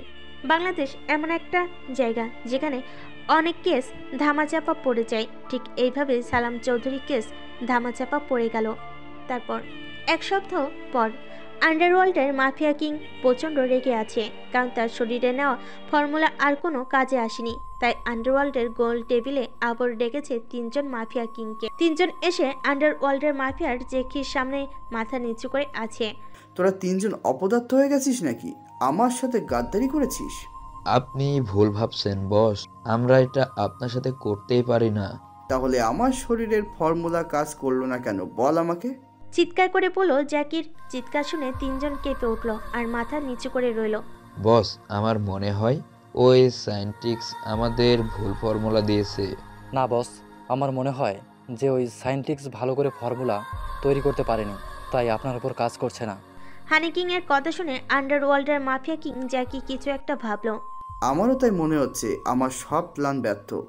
আমি ভেবেছিলাম যে শক্তি দুটো পেলে আমি আরও ভয়ঙ্কর মাফিয়া কিং হয়ে যাব আন্ডারওয়ার্ল্ডের, কিন্তু সব বিফলে গেল। এত সময় পর আপনি বুঝতে পেরেছেন বস, এই যে আমাদের উপর দোষ দিয়ে গেছেন। আচ্ছা ঠিক আছে, তোরা এখন নিজেদের দেশে যেতে পারিস, তবে কাজগুলো তাড়াতাড়ি করার চেষ্টা করবি। আপনি একদম চিন্তা করবেন না বস, আমরা কাজ করতেই আছি। আপনি শুধু অর্ডার করবেন। 3 জন রাতের অন্ধকারে গোল টেবিল রুম থেকে বেরিয়ে গেল। তারপর 15 বছর পর আমেরিকায় নিঝুম রাস্তায় রাতের অন্ধকারে কেটিএম বাইক নিয়ে বসে আছে এক যুবক, যার পুরো শরীর ঢাকা। বাইক থামিয়ে বাইকের উপর মাথা দিয়ে আরামে শুয়ে সিগারেট টানছে। কিছু সময় পর সেই রাস্তা দিয়ে একটি ট্রাক খুব জোরে আসতে লাগলো। ট্রাক ড্রাইভার দেখলো যে কেউ একজন বাইক থামিয়ে তার উপর শুয়ে সিগারেট টানছে। ট্রাক ড্রাইভার নিজের গাড়ির স্পিড আরও বাড়িয়ে দিল। এটা দেখে যুবকটির কোনো ভাবান্তর দেখা গেল না। ফুল স্পিডে ট্রাক সামনের দিকে এগিয়ে আসতে লাগলো। এমন সময় যুবকটি নিজের সিগারেটের শেষ টান দিয়ে ধোয়া আকাশের দিকে ফু দিল আর সিগারেটের বাকি অংশ ফেলে দিল। যুবকটি এবার বাইক থেকে উঠে বসলো, মুচকি এসে নিজের বন্দুক বের করলো। বন্দুকের একটা বুলেট ছাড়া আর সব বুলেট বের করে নিল। এরপর ট্রাকটির সামনের চাকা বরাবর তাক করলো। পরপর দুটি শব্দ শোনা গেল, আর এতেই বুলেটের আরেকটি চাকা, তারপর দুটি শব্দ শোনা গেল আর একটা গাড়ির চাকা পাংচার হওয়ার। হ্যাঁ, আপনারা ঠিকই ধরেছেন, যুবকটি বন্দুক দিয়ে ট্রাকের চাকা পাংচার করে দিয়েছে। ট্রাক ড্রাইভার নিয়ন্ত্রণ সামলাতে না পেরে তাড়াতাড়ি গাড়ি ব্রেক করলো, কন্ট্রোল হারিয়ে পাশে একটি কাচের সাথে ধাক্কা লাগলো। মাথায় অনেকখানি আঘাত লেগে রক্ত পড়ছে। ট্রাকের পিছনে আরও একটি গাড়ি ছিল। গাড়িটি তাড়াতাড়ি এসে সামনে থামলো আর কয়েকজন লোক বেরিয়ে আসলো। ড্রাইভারকে তাড়াতাড়ি গাড়ি থেকে নামালো আর কিছুজন যুবকের দিকে এগিয়ে গেল। কে তুই? আমাদের গাড়ির সামনে কেন এসেছিস? আমার একটাই পরিচয়, আর সেটা হলো Rockstar the mafia king MK। দেখ, ভুলভাল বলে বোকা বানাতে আসছি। আন্ডারওয়ার্ল্ডের মাফিয়া কিং একজন, আর সে হলো জেকে। সে কে আমি চিনি না, কিন্তু আমার ওয়ার্ডে রকস্টার কিং। তোর সাহস তো কম না, তুই আমাদের বসের জায়গা নিতে চাচ্ছিস। তাকে তুই চিনিস না, 20 বছর ধরে সে আমাদের এই আন্ডারওয়ার্ল্ড শাসন করে। সে যেই হোক না কেন, আমার দেখার বিষয় নয়। এখন তোর এই ট্রাক কোথা থেকে আসছে? যেখান থেকে আসুক না কেন, সেটা তোর কি? আমি জানতে পেরেছি যে এই ট্রাকে করে বাংলাদেশ থেকে পাচার করা মেয়েদেরকে নিয়ে যাওয়া হচ্ছে, তাই তোদের ভালো করে বলছি, মেয়েগুলোকে ছেড়ে দে। ভুলভাল বলিস না, এখান থেকে চলে যা, না হলে জানে মারা যাবি। কে বাঁচবে কে মারা যাবে সেটা সময় বলে দিবে। এখন তোরা বল, মেয়েগুলোকে ছাড়বি কিনা? এত দূর থেকে মেয়েগুলোকে এমনি এমনি নিয়ে আসা হয়নি। তুই এখান থেকে কেড়ে পড়, না হলে মার খা। এই সবাই এই শালাকে মেরে তাড়াতাড়ি এখান থেকে যাওয়ার ব্যবস্থা কর। বস, লিডারের অর্ডার পাওয়া মাত্রই কয়েকজন লোক MK নামের যুবকটিকে মারতে আসলো, কিন্তু তারা জানে না MK কে। MK নিজের ছুরি বের করলো, তারপর মুচকি হাসি দিয়ে দৌড়ে সামনের দিকে এগিয়ে আসলো। তার দৌড়ের স্পিড এতটা যে কেউ চোখে দেখলো না, মনে হচ্ছে যেন হাওয়ায় মিলিয়ে গিয়েছে। কিছু সময় বাদে আবার সবার সামনে এসে দাঁড়ালো। লিডার তো অবাক যে একজন ব্যক্তি এতটা স্পিডে কিভাবে দৌড়াতে পারে। তারপর লিডার দেখলো যে ধকধক করে তার সকল লোকগুলো মাটিতে পড়ে গেল। সেকেন্ডের মাঝে কি হয়ে গেল লিডার বুঝতে পারলো না। এত অবাক হয়ে আছে যে তার সামনে কোনো মানুষ নাকি জিন দাঁড়িয়ে আছে। কে তুই, আর এত স্পিডে কিভাবে দৌড়ালে? MK, আমি কে আর জানতে হবে না। এখন তুই প্রস্তুত হয়ে নে মরার জন্য। এটা বলে MK তাকেও মেরে ফেলো। এরপর ট্যাগটির কাছে গিয়ে দরজা খুলে দিল। সাথে সাথে বেরিয়ে আসলো অনেকগুলো মেয়ে, যারা MK কে কৃতজ্ঞতা জানালো। MK নিজের ফোন বের করে পুলিশ স্টেশনে জানিয়ে দিল। তারপর দেখতে দেখতে 15টি বছর কেটে গেল। চারপাশে অনেক পরিবর্তন হয়ে গেছে। উন্নত দেশ আরও উন্নত হয়ে যাচ্ছে, আর বাংলাদেশ সেই অউন্নতই রয়ে গেছে। মাফিয়া নিজের পড়াশোনা শেষ করেছে আমেরিকার একটা বিশ্ববিদ্যালয় হতে। শিমুল আমেরিকার রেড সিটির একজন বিজনেসম্যান। সে নিজের বিজনেসকে অনেক উপরে তুলেছে। সকাল 10টা। মাইম এখনো নিজের রুমে ঘুমিয়ে আছে। কয়েকবার এসে তার মা ডেকে গেছে, কিন্তু ওঠার কোনো নামই নিচ্ছে না। এবার শিউলি বেগম রুমে আসলো। মাহিম, এবার কিন্তু আমি রেগে যাচ্ছি, কতবার ডেকে যাচ্ছি। আম্মু, আজ আমাকে ঘুমাতে দাও, আজ আমার প্রচুর ঘুম পাচ্ছে। সারা রাত জেগে কি আমার বৌমার সাথে কথা বলিস যে এত সকাল হয়ে যাচ্ছে তবু ঘুমিয়ে আছিস? আম্মু, তোমার ছেলের সাথে কেউ প্রেম করে না, আর না কেউ বিয়ে করবে, তাই তোমার বৌমা হওয়ার কোনো সুযোগ নেই। হবে তো হবে, খুব হবে এক সময়, তখন তোর বউকে ছাড়া কাউকে বুঝবি না। এইসব কথা রাখো, এখন বলো কি জন্য এত রাখছো আমাকে? মাহিম ঘুম থেকে উঠে বলল, তোকে তো একটা ভালো খবর দিতে চেয়েছিলাম, কিন্তু তুই তো আমার কথা শুনতেই চাচ্ছিস না। কি ভালো খবর মা, তাড়াতাড়ি বলো আমাকে। না, তোকে বলবো না, তুই তো আমার কথা শুনতে চাস না। এটা বলে শিউলি মাহিমের রুম থেকে বেরিয়ে যেতে নিল, কিন্তু মাহিম বিছানা থেকে তাড়াতাড়ি উঠে তার আম্মুর সামনে এসে দাঁড়ালো, পথ আটকে। আম্মু, আম্মু, তুমি যেও না, তাড়াতাড়ি বলে যাও। শুনতে হবে না, তুই গিয়ে ঘুমা। না আম্মু, আমি ঘুমাবো না, তুমি তাড়াতাড়ি বলো। যদি খুশির খবর শুনতে চাস তাহলে তাড়াতাড়ি নাস্তার টেবিলে আয়, তোর বাবা তোর জন্য অপেক্ষা করছে। আজ আব্বু অফিসে যায়নি? না, যায়নি, তুই তো তাড়াতাড়ি আয়। আচ্ছা ঠিক আছে। বাংলাদেশ। রাষ্ট্রপতির বাড়িতে একটি মেয়ের চিৎকার চেঁচামেচি শুরু হয়ে যাচ্ছে, কিন্তু রাষ্ট্রপতির বাড়িতে চিৎকার চেঁচামেচি শোনা যাচ্ছে কি কেউ কিছু বলছে না। এটা খুব ভাববার বিষয়। চলো বাড়ির ভেতর থেকে দেখে আসা যাক। আম্মু, আম্মু, কি হয়েছে, এত চেঁচাচ্ছিস কেন? চিৎকার করব না তো কি করব শুনি? আমার রুমে এখনো বেডটি আসেনি কেন? কাজের মাসি আজ আসেনি তাই পেটি যায়নি। আমার বাবা হচ্ছেন রাষ্ট্রপতি, একজন কাজের মহিলা আসেনি তো কি হয়েছে? আর কি বাসায় কেউ নেই? তুই তো আর তার হাতে ছাড়া খাস না, এই জন্য। ধুর, আর ভালোই লাগে না। এটা বলে রাষ্ট্রপতি কামারুন হোসেনের একমাত্র মেয়ে সেজুতির রহমান বৃষ্টি রাগ দেখিয়ে রুমে দরজা মেরে দিল। তারপর খাবার টেবিলে বসে আছে মাহিম, শিমুল আর শিউলি। মাহিম নিজের বাবার মুখের দিকে তাকিয়ে আছে, কিন্তু শিমুল কিছুই বলছে না। আব্বু, তুমি কিন্তু আমাকে কিছুই বলছো না। আম্মু যে বলল তুমি আমাকে কি বলবে, তাহলে বলছো না কেন? সময়ের সাথে সাথে মাহিম ও শিউলি বেগমকে মা বাবা বলেই ডাকে, যদিও আগে ছোট আম্মু ছোট আব্বু বলে ডাকতো। বলছি, তুমি তো অনেক দিন থেকে বাংলাদেশে যেতে চাইছো। হ্যাঁ বাবা, কিন্তু তুমি তো যেতে দিচ্ছ না। এটা খুশির সংবাদ যে তুমি আর কিছুদিন পরে বাংলাদেশ যাবে।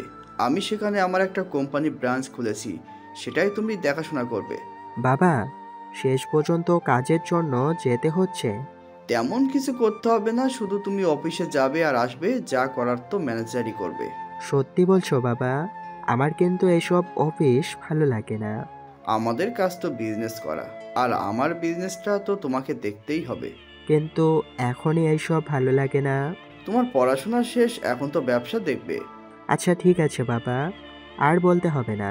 আমি তোমার বিজনেস দেখব, কিন্তু সাথে একটু দেশটা ঘুরবো। তোমার যেটা ইচ্ছে করো, কোনো সমস্যা নেই। ধন্যবাদ বাবা।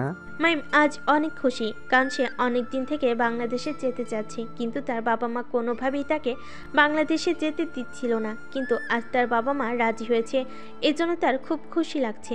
তারপর আসতে পারে বৃষ্টি? আরে বাবা, আসো। তুমি আসবে তো আমার রুমে। আমার অনুমতি নেওয়ার কি আছে শুনি?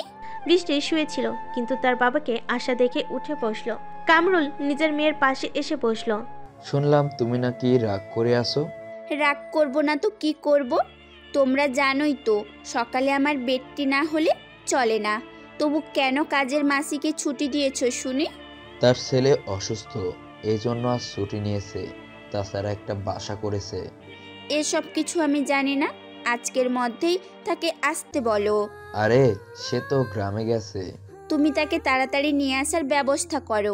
আমি আর কিচ্ছু শুনতে চাই না। ঠিক আছে মামনি, এতে আবার রাগ করার কি আছে? তোমরা তো শুধু কথায় কথায় আমার রাগ তুলে দাও। এখন নিচে আসো, আমরা অপেক্ষা করছি, একসাথে নাস্তা করব। আচ্ছা ঠিক আছে, তোমরা যাও, আমি রেডি হয়ে আসছি। তোমাকে আবার ভার্সিটিতে যেতে হবে। ঠিক আছে।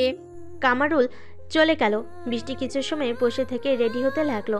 তারপর এই চাঁদা দে, তাড়াতাড়ি চাঁদা বের কর। দোকানদার লোকটি তাড়াতাড়ি চাঁদা বের করে দিল, কারণ এই ঝান্ডুকে সবাই ভয় পায়। ঝান্ডু আরেক দোকানে গিয়ে চাঁদা চাইলো, কিন্তু দোকানদার চাঁদা দিতে অস্বীকার করলো। ভাই, আজ সকাল থেকে দোকানে কোনো মালপত্র বিক্রি হয়নি। তাছাড়া আমার মেয়ে খুব অসুস্থ, আজকে চাঁদা দিতে পারবো না। দোকানদারের এমন কথা শুনে ঝান্ডু প্রচন্ড রেগে গেল। কলার চেপে দোকানদারকে বাইরে নিয়ে আসলো। তোর তো সাহস কম না? তুই জানিস না আমাকে চাঁদা না দিলে তার জান আমি কেড়ে নেই, আর না হলে তার দোকানটা আমি ভেঙে দেই। এই যা তো, এই শালার দোকানটায় তালা মেরে দিই। প্লিজ ভাই, এমন করবেন না।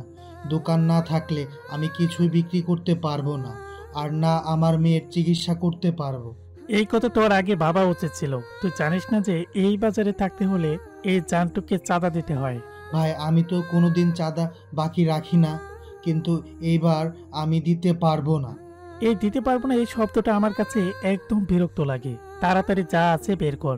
জান্ডুর ৩-৪ জন লোক দোকানের কাছে যেতে লাগলো। এটা দেখে দোকানদার তাড়াতাড়ি পা ধরে বসে পড়লো, কারণ সে জানে একবার ঝান্ডুর দোকান বন্ধ করে পরের বার সেই দোকান ফিরে পাওয়া যায় না। প্লিজ ভাই, এমন করবেন না। আমি আপনার সব কথা শুনবো। আমি এখন টাকা ধার করে আপনাকে দিচ্ছি। এই কথা তোর আগে ভাবা উচিত ছিল। তুই জানিস না চাঁদা না দিলে আমার মাথা গরম হয়ে যায়। আমার ভুল হয়ে গেছে, এমন আর হবে না। এটা বলে দোকানদার নিজের পকেট থেকে টাকা বের করলো, যেটা নিজের মেয়ের চিকিৎসার জন্য রেখেছিল। টাকা গুনতে লাগলে ঝান্ডু তার হাত থেকে সব টাকা কেড়ে নিল। যা, তোর আর টাকা গুনতে হবে না। নিজের পকেটে টাকা রেখে আমাকে দিতে চাস না। মনে হচ্ছে তোর জীবনের উপর কোনো মায়া নেই, আর না এই দোকানের উপর। ভাই, এই টাকাগুলো রেখেছিলাম আমার মেয়ের চিকিৎসা করার জন্য। আমার মেয়ের ব্লাড ক্যান্সার। প্লিজ ভাই, টাকাগুলো আমাকে ফেরত দিন। তোর মেয়ের ব্লাড ক্যান্সারটা আমি কি করব? যা রাস্তায় বসে ভিক্ষা কর, দোকান না চালিয়ে। এটা বলে ঝান্টু দোকানদারকে ধাক্কা মেরে মাটিতে ফেলে দিল। মাটিতে পড়ে লোকটির হাতের কোনোই কেটে গেল। ঝান্টু তার দলবল নিয়ে চলে গেল আর দোকানদার কাঁদতে লাগলো। এক এক করে সব দোকানদার থেকে চাঁদা তুলতে লাগলো। ভাই ভাই সবাই দিয়ে দিচ্ছে চাঁদা। জোকার গ্যাংয়ের লিডার করিম বা জোকার গ্যাংয়ের কিং করিম নিজের আস্থানে বসে আছে আর তার সামনে রয়েছে সব দামি দামি অস্ত্র যেগুলো আমেরিকা থেকে এসেছে। করিম অস্ত্র পাচারে ব্যবসা করে, এই অস্ত্র পাচার করে এবং অন্য নিজের ল্যাপটপ সামনে নিয়ে একজনের সাথে ভিডিও কলে কথা বলছে। মূলত তার সামনে ব্যক্তিটি হলো আন্ডারওয়ার্ল্ডের মাফিয়া কিং জ্যাকি। বস, আমি 2 দিন আগে 1000 মেয়ে পাঠিয়েছিলাম আমেরিকাতে। গতকাল রাতে তো পৌঁছে যাওয়ার কথা, আপনি কি সেটা পেয়েছেন? সেটা তো পাইনি। কি বলেন বস? আমি তো গুনে গুনে 1000 মেয়ে পাঠিয়েছি। কেন আপনার লোক আপনাকে বলেনি? আমাকে আর কি বলবে, রাস্তার মাঝেই তো তারা গায়েব হয়ে গেছে মেয়েগুলো। আর আমার লোকগুলোকে কারা যেন বাজেভাবে খুন করেছে। আপনার শহরে আপনার লোককে কে মারবে এটা তো বুঝতে পারছি না। শহরে নতুন কোনো মাফিয়া গ্যাং এসেছে আর সেই আমার বিরুদ্ধে কাজ করছে। আপনার শহরে আপনার বিরুদ্ধে কাজ করছে কে সেই ব্যক্তি? আপনি কি খুঁজে পাননি? আমার থেকে সেই বেশি দিন লুকিয়ে থাকতে পারবে না, যত বড় মাফিয়া হোক না কেন। তার নাম তাহলে এমকে? লাশগুলোর পাশে একটা মার্কস পড়ে থাকতে দেখেছে পুলিশ, আর সেটার উপর খোদাই করা এমকে লেখা। বস, আমার মনে হয় যে আপনার শত্রুপক্ষের লোক এই মাফিয়া বা লোকটিকে হারাই করেছে। আমারও সেটাই মনে হচ্ছে। যাই হোক, ওই কথা বাদ দে। এই কয়েকটা লোক এনে আমার কিছুই যায় আসে না, কিন্তু 1000 মেয়েকে সে সরিয়ে নিয়ে গেল, এটার জন্য আমার খুব রাগ হচ্ছে। চিন্তা করবেন না বস, আমি আপনাকে আবার 1000 মেয়ে জোগাড় করে দিব। জোগাড় করে দিবি তো ঠিক আছে, কিন্তু টাকা? তুই জানিস কত টাকা লস হয়েছে আমার? বুঝতে পারছি বস। এই বন্দুকগুলো কি করব? তোর কাছে রেখে দে, কোনো সময় দরকার হলে আমি তোর থেকে নিয়ে নেব। আর কিছু মিয়ানমারের বর্ডারের দিয়ে পার করে দে, কারণ মিয়ানমারের মাফিয়াকে আমাকে অস্ত্রের কথা বলেছি। আচ্ছা ঠিক আছে বস, আমি আজ রাতেই বর্ডার দিয়ে মিয়ানমারে অস্ত্রগুলো সাপ্লাই করে দিব। ওকে, কাজগুলো সাবধানে করবে। আলবাদ, আপনি চিন্তা করবেন না। এতদিন আমরা এই লাইনে কাজ করছি, কোনো ভুল হবে না। ভুল না হলেই ভালো। দুজন আরো কিছু সময় কথা বলে ফোন রেখে দিল। তারপর বাংলাদেশে যদি নামকরা কোনো বিশ্ববিদ্যালয় থাকে আর সেটা হলো ঢাকা বিশ্ববিদ্যালয়। দেশের সব নামি দামি স্টুডেন্ট এখানে পড়াশোনা করে। এছাড়াও দেশের বাইরে থেকেও অনেক স্টুডেন্ট এখানে পড়তে আসে, কিন্তু এখানে অনেকে এসে আবার অমানুষ হয়ে যায়, খারাপ সঙ্গের পাল্লায় পড়ে। এই তো কিছুদিন আগে একজন ব্যক্তিকে চোর ভেবে মেরে ফেলেছে কিছু শিক্ষার্থী। শিক্ষার্থীরা এত মানবিক যে চোরকে মারার আগে ভাত খাওয়াইছে। মানুষের বিবেক বলতে কিছুই নেই। আজকাল সবাই শিক্ষা অর্জন করছে টাকা কামানোর জন্য, কিন্তু নিজের বিবেকটা আর কাজে লাগাচ্ছে না। ভার্সিটির স্টুডেন্ট হয় মেধাবী, কিন্তু তারা মনে হচ্ছে অমেধাবী। যাই হোক, মূল গল্পে আসা যাক। ভার্সিটিতে বেশিরভাগ স্টুডেন্ট নামি দামি লোকের ছেলে মেয়ে। কারোর বাবা বিজনেসম্যান, আবার কারোর বাবা বড় বড় নেতা। আর এখানে অনেক গরিবের ছেলে মেয়ে পড়াশোনা করে, কিন্তু তারা খুবই অবহেলিত হয়ে থাকে।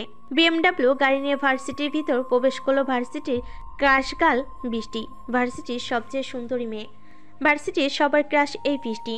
এমন কোনো ব্যক্তি নেই যে তাকে পছন্দ করে না। ভার্সিটির অনেক টিচারও আছে যারা লাইক করে, কিন্তু বৃষ্টির বাবা একজন রাষ্ট্রপতি, এই জন্য সাহস করে কেউ বুক ফুলিয়ে বলতে পারে না। বৃষ্টির ড্রাইভার গাড়ি নিয়ে এসে দাঁড়ালো, তারপর বৃষ্টি গাড়ি থেকে নামলো। নামার কিছু সময় পর তার 2 বান্ধবী ও 2 বন্ধু বৃষ্টির কাছে আসলো।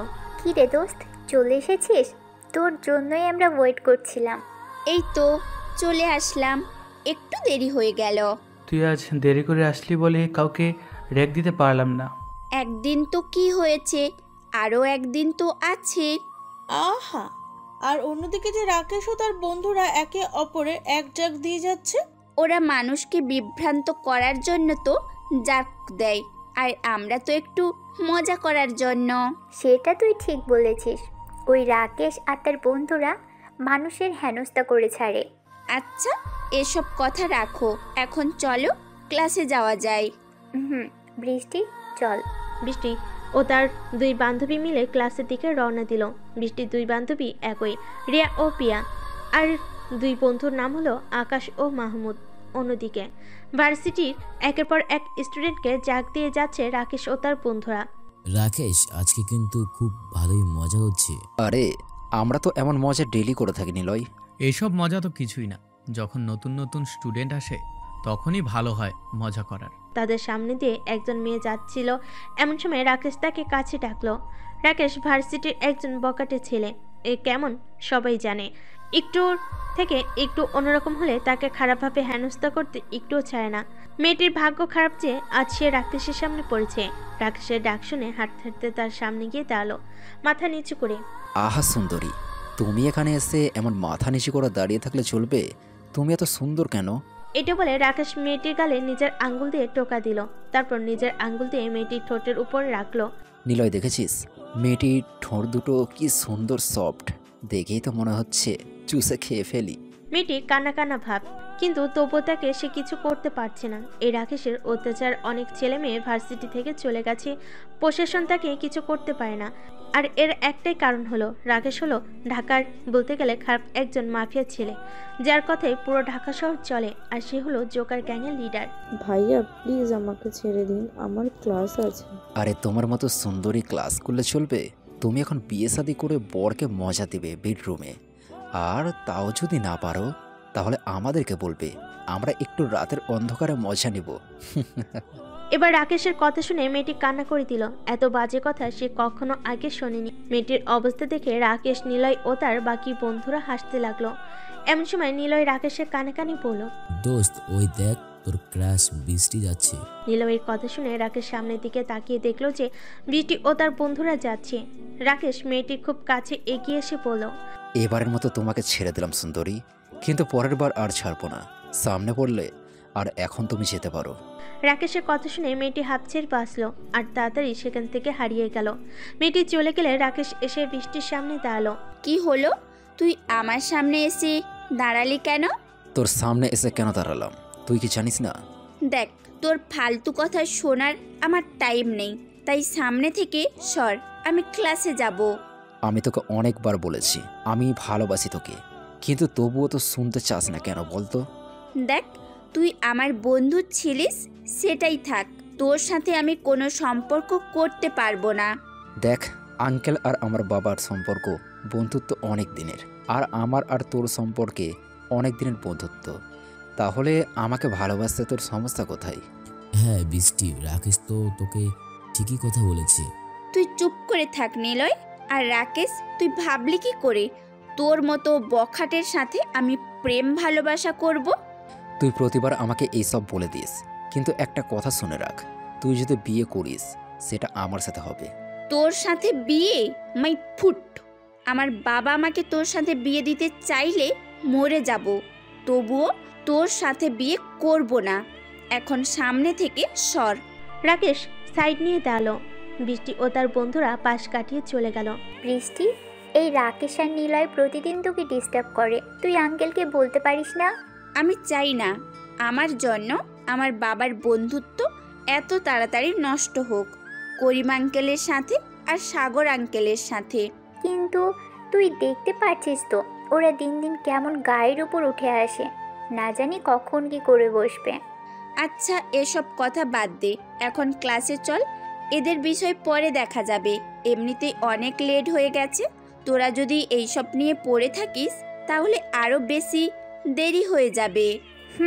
তুই তো সব সময় ওদের কথা শুনে পিছিয়ে যাস, দেখিস এমন থাকার জন্য একদিন না একদিন তোর খুব বিপদ হবে।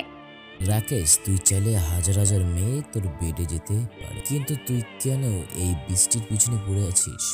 তাহলে তো ওকে জোর করে তোর বেডরুমে নিয়ে আসতে পারি। আরে আমি চাইলেই তো ওকে বেডরুমে নিয়ে আসতে পারি, কিন্তু আমি ওকে ভালোবেসে কাছে পেতে যাচ্ছি, এই জন্য যে রাষ্ট্রপতির সাথে ভালো সম্পর্ক থাকার জন্য। আমার বাবাদের সঙ্গে খুব ভালো সম্পর্ক। তাই বলে তুই একটা মেয়ের পিছনে আর কতদিন ঘুরবি? আরে নিলয়, একটু ভালোবাসার চেষ্টা করা উচিত, কিন্তু পরে যদি সেটা না হয় তাহলে এই রাকেশের আসল রূপ বৃষ্টি দেখবে। ভালোবাসা না হলে জোর করে ওকে বেডরুমে নিয়ে আসবো, তারপর ওকে এমন অবস্থা করব যেন আমাকে বিয়ে করতে বাধ্য হয়। তোর মতিগতি আমার একটুকুও ভালো লাগছে না, কিন্তু তোর ভাব কি আমি বুঝতে পারছি না। আমাকে একটু কি চান্স দেওয়া যেতে পারে বন্ধু? অবশ্যই, তুই হলি আমার পিচ্ছিকালের বন্ধু, তোর জন্য তো বৃষ্টি একদম ফ্রি, কিন্তু আগে আমি টেস্ট করব। আচ্ছা ঠিক আছে বন্ধু। রাকেশ আর নিলয় নিজেদের মাঝে কথা বলতে বলতে হাঁটতে হাঁটতে নিজের বন্ধুদের কাছে চলে আসলো। মা বাবা, আমি তো বাংলাদেশে চলে যাচ্ছি, তোমরা আমার সাথে বাংলাদেশে চলো। না মাহিম, আমাদের সব বিজনেস এই আমেরিকাতে, তাছাড়া অফিসে অনেক কাজ আছে, আমি তো যেতেই পারবো না। মাহিম, তোর বাবা তো যেতে পারবে না, আর আমি তোর বাবাকে রেখে কিভাবে যাব বল? হ্যাঁ, তোমাদের কারো যেতে হবে না, আমি একলাই যাব। আমার ছেলেটা রাগ করেছে নাকি? কিন্তু মাহিম কোনো কথা বলল না, গাড়ির বাইরের দিকে তাকিয়ে রইল। আরে মাহিম, রাগ করছো কেন? অফিসে তোমার বাবা কাজ কমলে আমি আর তোমার বাবা বাংলাদেশে যাব। সত্যি বলছো তো তুমি? হ্যাঁ, আমি সত্যি বলছি। কিন্তু হ্যাঁ, তুমি এত আগে আগে যাচ্ছ, গিয়ে একজন বাঙালি মেয়েকে পছন্দ করে রেখো, যেন গিয়ে তাকে আমাদের বৌমা করে আনতে পারি। কি যে বলো আম্মু, এসব আমার দ্বারা হবে না। কেন হবে না? আমার ছেলে কি কম হ্যান্ডসাম? সেটা বলে না, এইসব আমার দ্বারা হয় না। তিনজন কথা বলতে বলতে এয়ারপোর্টে চলে আসলো। মাহিম, আমি তোমার জন্য বাংলাদেশে সবকিছু ঠিক করে রেখেছি, তুমি বাংলাদেশে পৌঁছালে আমার লোক এসে তোমাকে নিয়ে যাবে। ঠিক আছে বাবা, তোমরা দুইজন সাবধানে থেকো। তুইও গিয়ে সাবধানে থাকিস আর আমাদের সাথে যোগাযোগ করিস। মাহিম তার বাবা মা থেকে বিদায় নিয়ে বিমানবন্দরে চলে গেল। শিউলি বেগম তো কান্না করছে, কারণ মাহিমকে ছাড়া সে কোনোদিন থাকেনি, আর আজ তার প্রাণের ছেলে তাকে ছেড়ে অন্য দেশে চলে যাচ্ছে। তারপর হ্যালো বন্ধু। হ্যাঁ জোকার কিং, বলো।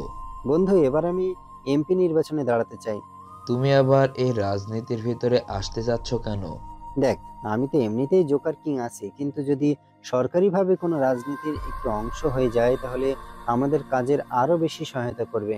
আমার মতে তোর রাজনীতি না আসাই ভালো, কারণ দেখ আমি তো রাজনীতিতে আছি, এখন আবার তুইও কেন আসছিস? আমরা যদি সবাই রাজনীতিতে আসি তাহলে ওই কাজ থেকে পিছিয়ে যেতে পারে, কারণ রাজনীতিতে অনেক মাথা খাটাতে হয়। তুই কি চাস না আমি রাজনীতিতে আসি? দেখ, এই ফালতু কথা বলবি না। আমি কেন চাইবো না তুই রাজনীতিতে আসিস, কিন্তু আমি আমাদের সবার ভালোর জন্য এটা বলছি যে তোর রাজনীতিতে আসা লাগবে না। তুই মাফিয়া আসিস, মাফিয়াই থাক। তাহলে তুই কেন রাজনীতিতে গেলি? তুই তো জানিস বস নিজেই আমাকে রাজনীতিতে আসতে বলেছে, আমরা যেন বসকে আরো বেশি পাওয়ার পূরণ করতে পারি, এই জন্য। তাছাড়া তুই এই কথা বাদ দে, তোর যদি রাজনীতিতে আসতে হয় তাহলে তুই আন্ডারওয়ার্ল্ডের মাফিয়া কিং জোকার কিং থেকে অনুমতি নে। আচ্ছা ঠিক আছে। তার দুজন আরো অনেক সময় কথা বলল। মাহিমের আমেরিকা থেকে বাংলাদেশে আসতে 2 দিন লেগে গেল। রাত 12টা বাজে মাহিম বিমানবন্দর থেকে বাইরে আসলো। বাইরে এসে দেখলো যে একজন ফুল হাতে দাঁড়িয়ে আছে। ছেলেটার বয়স হয়তো তার বয়সই হবে। মাহিমকে দেখে ছেলেটি এগিয়ে আসে। আপনি তাহলে মাহিম স্যার? প্রথমত তুমি আমার বয়সী, তাই স্যার বলা বাদ দাও। আর হ্যাঁ, আমি মাহিম। বাংলাদেশে আপনাকে স্বাগতম। এটা বলে ছেলেটি মাহিমকে ফুল দিল। মাহিম সেটি গ্রহণ করলো। তুমি কে? তোমাকে তো চিনলাম না। আমাকে তো এখান থেকে নিয়ে যাওয়ার জন্য রানা আঙ্কেলের আসার কথা ছিল। আসলে আমার বাবার নাম রানা, আর আমি তার ছেলে মারুফ। আমার বাবা আপনাদের বাসাতে আছে, সেখানে একটু কাজে আটকে গেছে, তাই আমাকে আসতে হলো। বাংলাদেশে আসতে আপনার কোনো সমস্যা হয়নি তো? আরে মারুফ, কোনো সমস্যা হয়নি, কিন্তু অনেক জার্নি করে এখন ক্লান্ত লাগছে। ঠিক আছে, আপনি আমার সাথে বাড়িতে চলুন, গিয়ে রেস্ট নিলেই ঠিক হয়ে যাবে। ঠিক আছে, আমি এখন তোমার সাথে যেতে পারি, কিন্তু আমার একটা শর্ত আছে। এখন আবার আপনি কি শর্ত দিবেন? প্রথমত আমরা দুজন সেম বয়সী, তাই আমাকে তুমি তুই করে বলবে, আর কথায় কথায় স্যার বলা যাবে না। আচ্ছা ঠিক আছে, আমি চেষ্টা করব। মারুফ আর মাহিম মিলে ব্যাগগুলো গাড়ির ডিকিতে তুলো। মারুফ ড্রাইভার এসে বসলো আর মাহিম তার পাশে বসলো। এখান থেকে বাসায় যেতে কম সময় লাগবে? এইখান থেকে আপনাদের বাসায় যেতে 1 থেকে 1.5 ঘন্টা সময় লাগবে। ও আচ্ছা, এটা তো অনেক। মাহিম আর মারুফ দুজন গল্প করতে করতে বাসার দিকে যেতে লাগলো। ভাই, আজ মনে হয় না কোনো মানুষকে পাবো ডাকাতি করতে, অযথা বসে থেকে মশার কামড় খাচ্ছি। আরে প্রতিদিন একজন না একজনকে পাই, তা আজ কেউ পাবো। কিন্তু বস, বসে থাকতে থাকতে রাত 1টা বেজে গেল, কিন্তু এখনো কেউ আসলো না। দেখ, তুই আমার সাথে কাজ করতে করতে অনেক পুরনো হয়ে গেছিস, কি এখনো ধৈর্যশীল হতে পারলি না? ও সরি ভাই। 7-8 জন লোক ঝোপের আড়ালে বসে রয়েছে। তাদের মধ্যে ইন্ডিয়ার টাইপের লোকটির সাথে একজন কথা বলল। আসলে তারা হলো ডাকাত। এই রাস্তা দিয়ে যারা যায় যদি তাদের কবলে পড়ে তাহলে সে নিঃস্ব হয়ে ফেরে। এই রাস্তা দিয়ে মারুফ পাশে ফিরছিল, এমন সময় গাড়ির চাকার সাথে কিছু একটা বেঁধে কন্ট্রোল হারিয়ে ফেলল। সাথে সাথে গাড়ির কন্ট্রোল হারিয়ে রাস্তার অন্য সাইডে চলে গেল। মারুফ, সাবধানে গাড়ি চালাও। এসব কি হচ্ছে? আমার মনে হয় এই রাস্তায় ডাকাত আছে, আর কোনো চেনের সাথে গাড়ির চাকা বেঁধে এমন হলো। তাহলে তো সর্বনাশ। এখন কি হবে? তুমি চিন্তা করো না, আমি তো আছি। আমার আবার এসব দেখে খুব ভয় করে। তুমি তাড়াতাড়ি গাড়ি স্টার্ট দিয়ে এখান থেকে চলো। যেভাবে গাড়ির কন্ট্রোল হারিয়ে ফেললাম, মনে তো হচ্ছে সামনের 2 চাকার অবস্থা খারাপ। তুমি তাড়াতাড়ি গাড়ি থেকে নেমে দেখো কি হয়েছে। আচ্ছা ঠিক আছে, আপনি গাড়িতে বসুন, আমি নেমে দেখছি। মারিফ মাহিমকে গাড়িতে বসতে বলে নিজের গাড়ি থেকে নেমে ফোনের ফ্ল্যাশ জ্বালিয়ে দেখতে লাগলো। গাড়ির সামনের চাকা পাংচার হয়ে গেছে। গাড়ির চাকা পাংচার হয়ে গেছে? সারতে কত সময় লাগবে?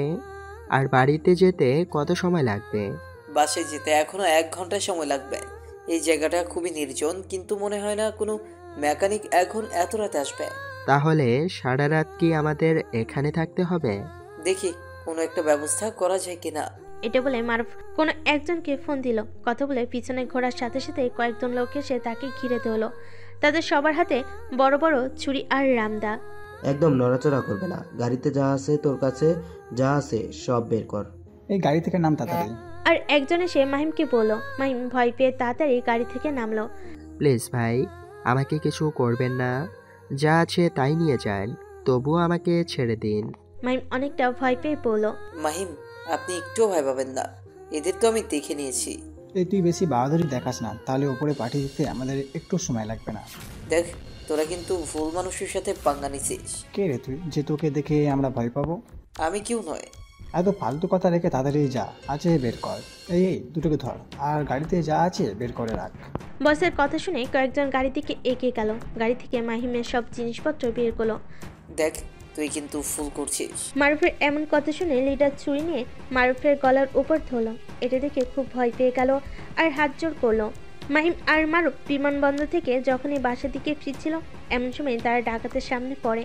আর ডাকাতেরা তাদের দুজনকে লুট করার জন্য গাড়ি থেকে নামায়। মারুফ বেশি কথা বলে। লিডার লোকটি মারুফের গলায় রামদা ধরলো। তুই কিন্তু বেশি কথা বলিস, আর একটা কথা বললে তোকে মার্ডার করে ফেলবো। মারুফ, তুমি বেশি কথা বলো না। ওরা যা বলছে সেটাই কর। কথা বলা যায়, তা নাহলে এরা আরো গায়ের উপর উঠে পড়ে লাগে। ওদের হাতে দেখো কত বড় বড় রামদা আছে। অযথা কথা বলে সময় বাড়িয়ে লাভ নেই। তুই বেশি কথা বলছিস। দেখ, তোর সাথে থাকা ছেলেটি অনেক বুদ্ধিমান। লিডার মারুফের উদ্দেশ্যে কথাটি বলল। মাইম আর মারুফের থেকে সব টাকা পয়সা মানি ব্যাগ নিয়ে নিল।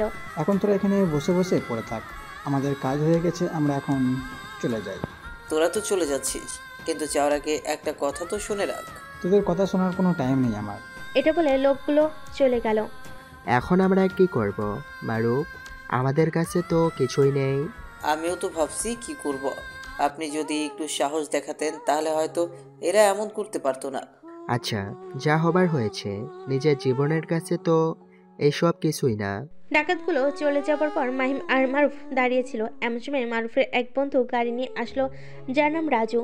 কি রে, তোকে এত চিন্তিত দেখাচ্ছে কেন? আর বলিস না ভাই, এনাকে আমি নিয়ে আসতে গিয়েছিলাম, কিন্তু এখানে ডাকাতের পাল্লায় পড়েছি আর সব নিয়ে চলে গেছে। ও আচ্ছা। তার কথা বলছিল, এমন সময় ডাকাতগুলো আবার ফিরে আসলো। তাদের মুখ দেখে মনে হচ্ছে খুব ভয় পেয়ে আছে। কি হলো, এরা আবার ফিরে আসলো যে? আমিও তো বুঝতে পারছি না মাহিম। ডাকাতের যে লিডার ছিল সে এসে মারুফের সামনে দাঁড়ালো এবং সাথে সাথে পায়ে পড়ে গেল। প্লিজ, আপনি কে আমি জানি না, কিন্তু প্লিজ আমাদের মাফ করে দেন, আর এখানে যা কিছু আছে সব ফিরিয়ে দেবো। অন্তত সব তো ওদের দিয়ে দিয়েছিলাম, তাহলে এখন আবার ফিরে আনছিস কেন? কি হয়েছে? কি হয়েছে সেটা বলতে পারবো না, কিন্তু আপনি যে কোনো বড় মাপের একজন লোক সেটা আমি খুব ভালো করে বুঝতে পেরেছি। কি যাতা বলছো? আপনার লোকদের বলবেন আমাদের মাফ করে দিতে, আর ভুলে এসব ডাকাতি করবো না। এটা বলে লোকগুলো পরে কি মরে সেখান থেকে পালিয়ে চলে গেল। মাহিম, মারুফ আর রাজু কিছু বুঝলো না যে তাদের কি হলো। মারুফ, এটা কি হলো? আর কে তুমি যে ডাকাতগুলো সবকিছু নিয়ে যাওয়ার পর আবার ফিরে আসলো? আমি তো কিছু জানি না। আমি নিজেই বুঝতে পারছি না যে তারা কেন এমন করবে। হয়তো আমার বন্ধু নিয়ন এমন করেছে, সে তো একজন পুলিশ অফিসার, আর আমি তখন তার কাছেই ফোন করেছিলাম যে আমাদের গাড়ির এই অবস্থা হয়েছে। আরে এসব ছোটখাটো বিষয় নিয়ে এত চিন্তা করতে হবে না, দিয়ে গেছে তখন ভালো হয়েছে, এখন বাসায় যাওয়া যাক, অনেক রাত হয়েছে। রাজুর কথা শুনে বাকি দুজন সম্মতি জানালো। তারপর তিনজন রাজুর গাড়িতে উঠে বসলো এবং বাসার দিকে রওনা দিল। মাহিমের মনে এখনো সেই কথা চলছে যে মারুফ কোন বড় মাপের একজন, কিন্তু কে সেটা অজানা। একটা মেয়ের সাথে জবরদস্তি করছে রাকেশ আর নিলয়, মেয়েটির সাথে জোর জবরদস্তি করে খারাপ কিছু করার চেষ্টা করছে। দয়াকে আমাকে ছেড়ে দিন, আমার সাথে খারাপ কিছু করবেন না। সেটা তো হবে না সোনামণি, আমার যাকে পছন্দ হয় তাকে একবার হলেও বেডে নিয়ে আসি, আর তোকে খুব পছন্দ হয়েছে, এই জন্য আজ তোর সাথে আমরা। এটা বলে রাকেশ আর নিলয় ভিলেনি হাসি দিয়ে মেয়েটির সঙ্গে জবরদস্তি করে খারাপ কিছু করতে লাগলো।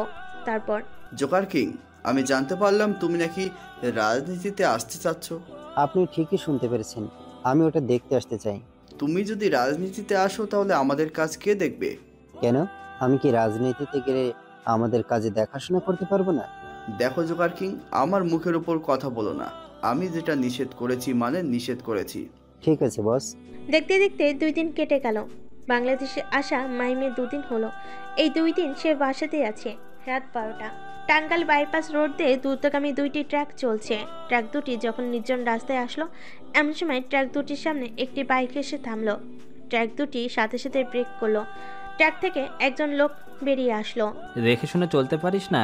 চোখকে কপালে নিয়ে গাড়ি চালাস? এখনই তো গাড়ির তলে পড়ে মারা পড়তিস। আমি তো মরব না, মরবি তো তোরা, কারণ তোরা ছোট ছোট বাচ্চাদের দিয়ে খারাপ কাজ করাস। তোরা বাচ্চাদের কিডন্যাপ করে তাদের হাত পা কেটে রাস্তায় রাস্তায় ভিক্ষা করাস। কে তুই, আর আমাদের বিষয়ে এসব জানলি কিভাবে?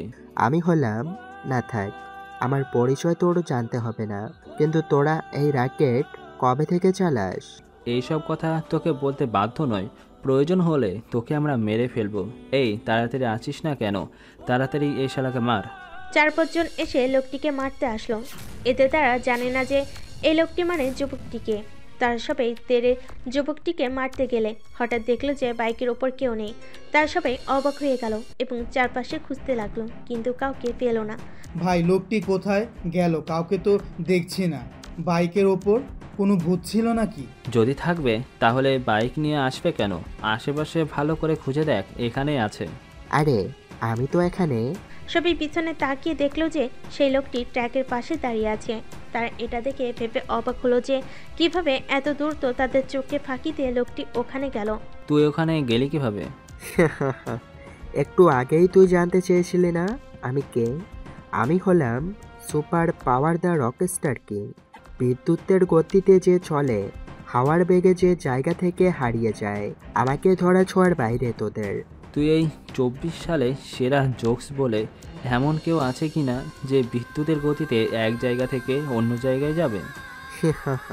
এমকে এসে নিজের সুপার পাওয়ার দৌড়ে তাদের সামনে চলে আসলো। হঠাৎ লোকটিকে নিজের সামনে দেখে সবাই তো ঘাবড়ে গেল যে কিভাবে এটা সত্যি হতে পারে যে একজন ব্যক্তি তাদের সামনে এসে পড়েছে চোখের পলকে।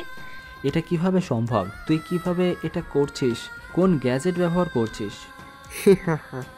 আমি কোন গ্যাজেট ব্যবহার করছি না। এমকে এটা বলে চোখের পলকে তাদের চারপাশ ঘুরতে লাগলো। যখন নিজের দৌড়ানো থামিয়ে তাদের সামনে এসে থামলো, তারা ধপধপ করে মাটিতে পড়ে গেল। তুই কোনো সাধারণ মানুষ হতে পারিস না। কে তুই? রকস্টার কিং এমকে। তোকে বাঁচিয়ে রাখলাম এই জন্য যে তোর বসকে আমার খবর দিয়ে দিস যে প্রতিশোধ নিতে ফিরে এসেছে। কথাটি বলে চোখের পলকে এমকে হারিয়ে গেল। তার লোক এসে ট্রাক দুটি নিয়ে চলে গেল। আর যে লোকটি বেঁচে ছিল সে তো ভয়ে কিছু বলতে পারলো না, কারণ নিজের জানের থেকে বড় কিছু আর হয় না। তারপর, তুমি এমন কম দামি পোশাক পরে কোথায় যাচ্ছ? আঙ্কেল, আমি এখানে ভার্সিটিতে ভর্তি হয়েছি। কিন্তু আমার জানা মতে তোমার তো পড়াশোনা সব শেষ হয়ে গেছে। আসলে আঙ্কেল, আমি বাংলাদেশের সবচেয়ে বড় বিশ্ববিদ্যালয় ঢাকা একটু পড়াশোনা করে দেখতে চাই কেমন। কিন্তু তাই বলে তুমি এমন পোশাক কেন পরেছো? এমনিতেই আমি দেখতে চাচ্ছি বাংলাদেশ গরিবের অবস্থা কেমন। আচ্ছা ঠিক আছে, আমি আমার ছেলেকে বলছি। মারুফ ও ঢাকা বিশ্ববিদ্যালয়ে পড়ে। না, আগে বলতে হবে না, আমি নিজেই যেতে পারবো। তোমার যদি কোনো সমস্যা হয় তাহলে তোমার বাবা আমাকে চাকরি থেকে বের করে দেবে। এটা নিয়ে আপনাকে চিন্তা করতে হবে না, আমি আব্বুকে সামলে নেব। ঠিক আছে, তোমার যেটা ভালো মনে হয়। মাহিম নাস্তা করে নিজের বাসা থেকে বেরিয়ে গেল। তারপর একসাথে উঠে রওনা দিল ভার্সিটির উদ্দেশ্যে। গেট দিয়ে ভার্সিটির ভিতরে প্রবেশ করলো। গেটের ঠিক একটু সামনে দাঁড়িয়ে চারপাশে চোখ বুলিয়ে দেখছিল। এমন সময় একটি BMW গাড়ি এসে তাকে বাঁধিয়ে দিল। সাথে সাথে মাহিম একটু দূরে গিয়ে পড়লো। মাহিমের হাতের কোনোই কেটে রক্ত বেরিয়ে গেল। গাড়ি থেকে তাড়াতাড়ি বৃষ্টি বেরিয়ে আসে, এসে মাহিমের সামনে দাঁড়ালো। আপনি কি ঠিক আছেন? যদি মরতে হয় তাহলে এখানে এসেছেন কেন? কোনো রেল লাইনে বা ব্রিজের কাছে যান। মাহিম মাটিতে পড়তে উঠে দাঁড়ালো। তারপর কোনো এর ওপর হাত রাখলো। সামনে তাকিয়ে দেখলো যে খুব সুন্দর একটি মেয়ে দাঁড়িয়ে আছে। সে কথা বলছে। মাহিম ঠোঁটের দিকে তাকিয়ে আছে।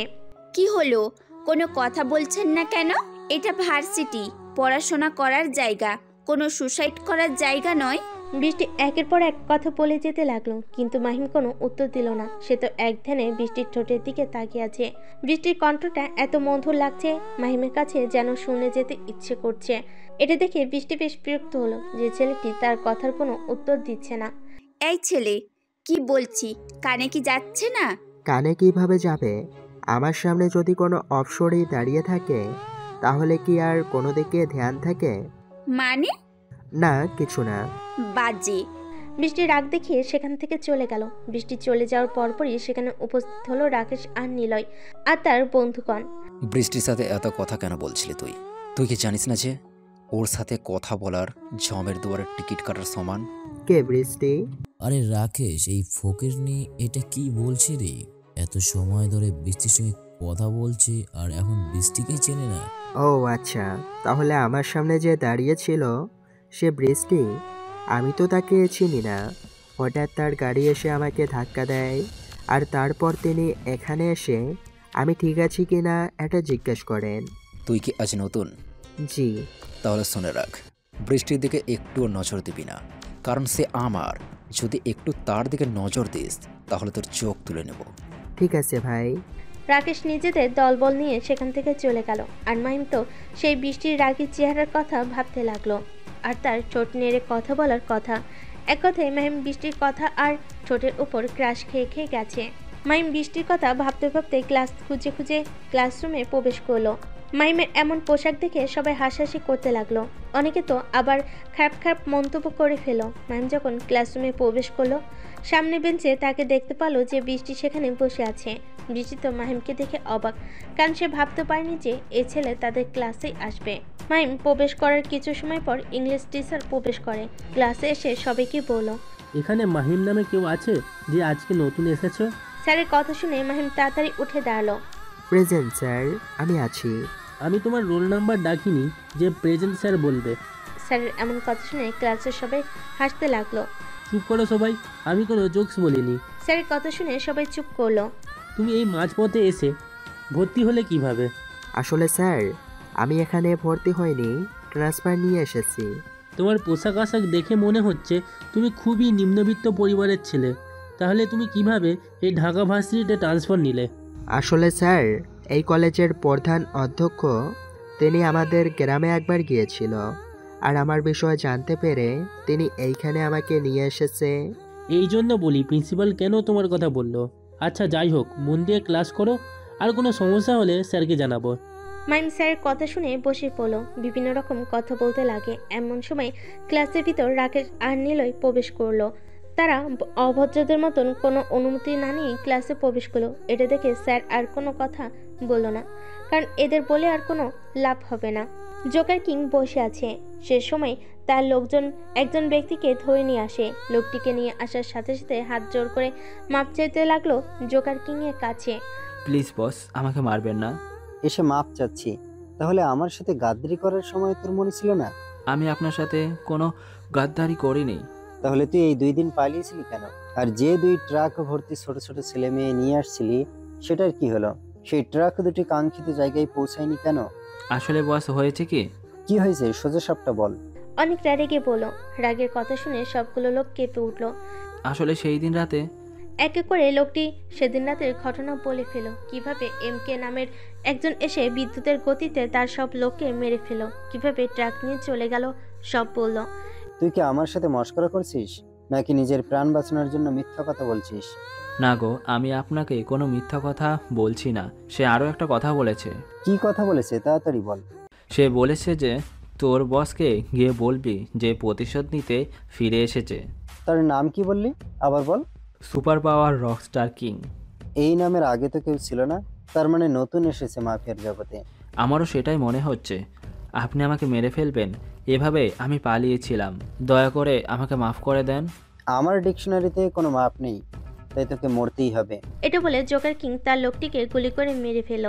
অনেক হাত জোর করে, কিন্তু জোকার কিং কোনো কথা শুনল না। ঝান্ডু। জি বস বলেন। লাশটাকে বুড়িগঙ্গার নদীতে ফেলে দিয়ে আসার ব্যবস্থা কর। ঠিক আছে বস, হয়ে যাবে।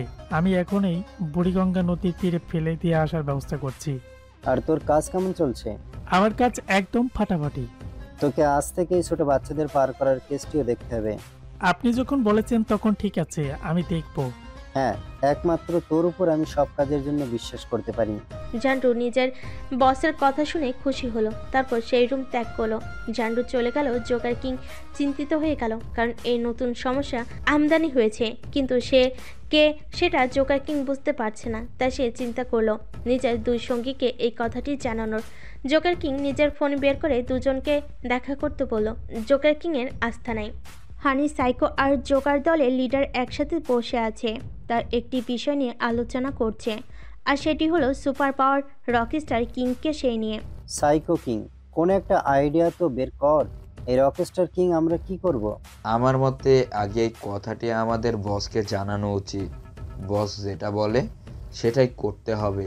কিন্তু বস যদি জানতে পারে যে কোনো রকস্টার আমাদের পথের বাধা হয়ে দাঁড়িয়েছে আর সেটা আমরা নির্মূল করতে পারছি না, তাহলে তো বস অনেক রাগ করবে।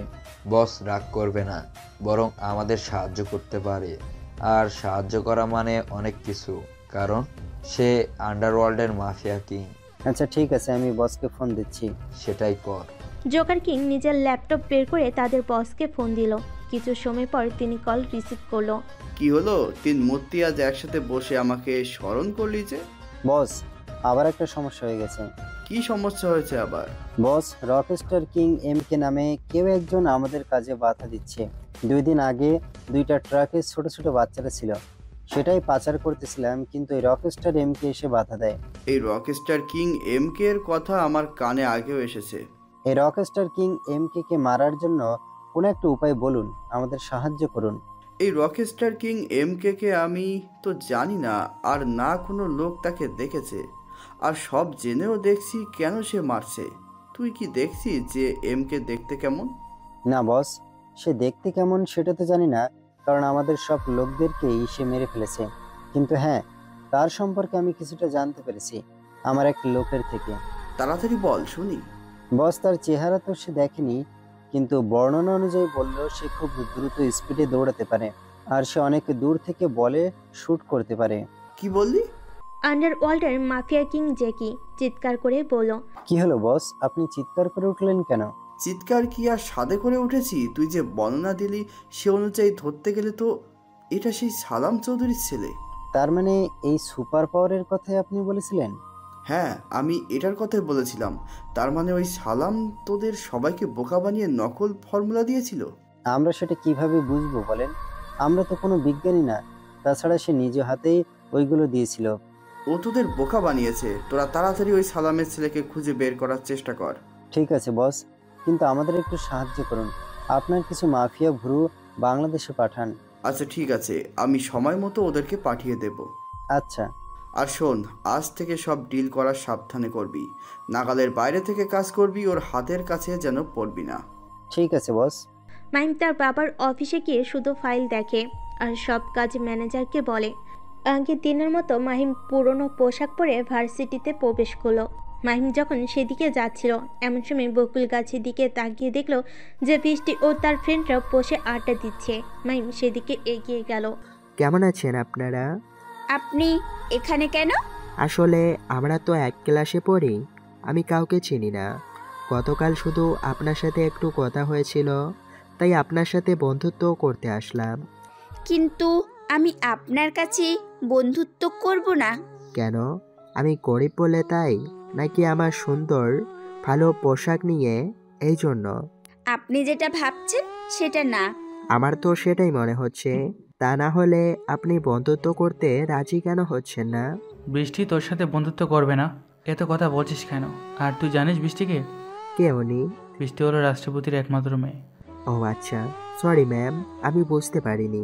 ঠিক আছে, সমস্যা নেই। আকাশ, তোকে আমি কতবার বলেছি যে আমার পরিচয় যখন তখন বলবি না, তবু কেন শুনি? আসলে দোস্ত, এই কপি মিটে এসে তোর সাথে বন্ধুত্ব করছিল, কিন্তু তার সাথে তো তোর যায় না। এই জন্য আমি তোর পরিচয়টা বললাম, যেন ও বুঝতে পারে। থাক, আর বলতে হবে না। এটা বলে মাহিম সেখান থেকে মাথা নিচু করে চলে গেল, আর বৃষ্টি চলে যাওয়ার দিকে তাকিয়ে রইল। তারপর রাকেশের দলের সামনে দিয়ে মাহিম ক্লাসের দিকে যাচ্ছিল। এমন সময় রাকেশ মাহিমকে ডাকলো। রাকেশের ডাক শুনে মাহিম রাকেশের কাছে গেল। হ্যাঁ বল। রাকেশ পরপর মাহিমকে 3টে থাপ্পড় মারল। সাথে সাথে মাহিমের মাথা চক্কর দিয়ে উঠল, কারণ চড়গুলো খুব জোরে মেরেছে। মাহিম নিজেকে স্বাভাবিক করে রাকেশকে বলল, কি হলো? তুমি আমাকে মারলে কেন? আমি তো কোনো অন্যায় করিনি। আবার তুমি করে বলছিস? আপনি করে বল। তোর মতো ফকিন্নি আমাকে তুমি করে বলে আমার প্রেস্টিজ নষ্ট হয়ে যাবে। আমরা তো সেম ক্লাসে পড়ি, তাহলে আপনি করে কেন বলবো? তুমি তো আমার ক্লাসমেট, আমরা তো বন্ধু, তাই না? বন্ধু মাই ফুট। রাকেশ, তোকে যেটা বলেছে সেটা কর, না হলে আরো বেশি মার খাবি। ঠিক আছে, কিন্তু আপনি আমাকে ডাকলেন কেন? বৃষ্টির সাথে গিয়ে কিসের এত কথা বললি? তোকে না বলেছি বৃষ্টির থেকে দূরে থাকবি? আসলে ওনার সাথে আমার কিছু কথা ছিল, এই জন্য সেখানে গিয়েছিলাম। কি এত কথা বলছিস যে তুই ওর কাছে গিয়ে কথা বলি? আসলে ভার্সিটিতে আমার কোনো বন্ধু নেই, তাই ওদের সাথে বন্ধুত্ব করতে গিয়েছিলাম। তোর মাথায় কি খেলু বলতে কিছু নেই? তোকে যে বারবার করে বলছি বৃষ্টির থেকে দূরে থাকবি, তাও কেন ওর সাথে গিয়ে বন্ধুত্ব করতে গিয়েছিস? তোর কি জানের মায়া দয়া নেই? মরতে চাস নাকি? না ভাই, প্লিজ আমাকে আর মারবেন না। আর আমি নিজে জান হারাতে চাই না। আমি আর বৃষ্টির কাছে যাব না। আপনি নিশ্চিন্তে থাকতে পারেন। আমি কি এখন এখান থেকে যেতে পারি? তাহলে বৃষ্টির কাছে ঘোরার চেষ্টা করবি না। পরের বার যদি তোকে এই বৃষ্টির কাছাকাছি দেখি তাহলে জানে মেরে দেবো। এখন তুই যেতে পারিস। মাহিম রাকেশের সামনে থেকে চলে গেল, আর রাকেশ ও তার বন্ধুরা মিলে আড্ডা দিতে লাগলো। হঠাৎ রাকেশের ফোনে একটি কল আসলো। কলটি রিসিভ করে অন্য পাশে চলে গেল। রকস্টার কিং এমকে সামনে দাঁড়িয়ে আছে তার এক বিশ্বস্ত লোক, যে কিনা বাংলাদেশ থেকে রকস্টার কিং এমকের কাজ করে থাকে। বস, আপনি যে বাংলাদেশে চলে এসেছেন আমাকে তো আগে জানাননি। আমি বাংলাদেশে এসেছি সেটা কেউ জানে না। ও আচ্ছা। তোমাকে এই কয়েকজনের লিস্ট আমাকে দিতে বলেছিল, সেগুলো নিয়ে এসেছো? জি বস, সব কিছু নিয়ে এসেছি, আর এই ফাইলের মধ্যে সকল জনের ডিটেলস আছে। এটা বলে লোকটি এমকের দিকে একটি লাল ফাইল এগিয়ে দিল। এমকে ফাইলটি নিয়ে নিজের কাছে রাখলো। তোমাকে আরও একটি কাজ করতে হবে। অর্ডার করুন বস, কাজ করে দেওয়ার কর্তব্য। রাষ্ট্রপতির একমাত্র মেয়ে বৃষ্টির উপর তুমি নজর রাখবে।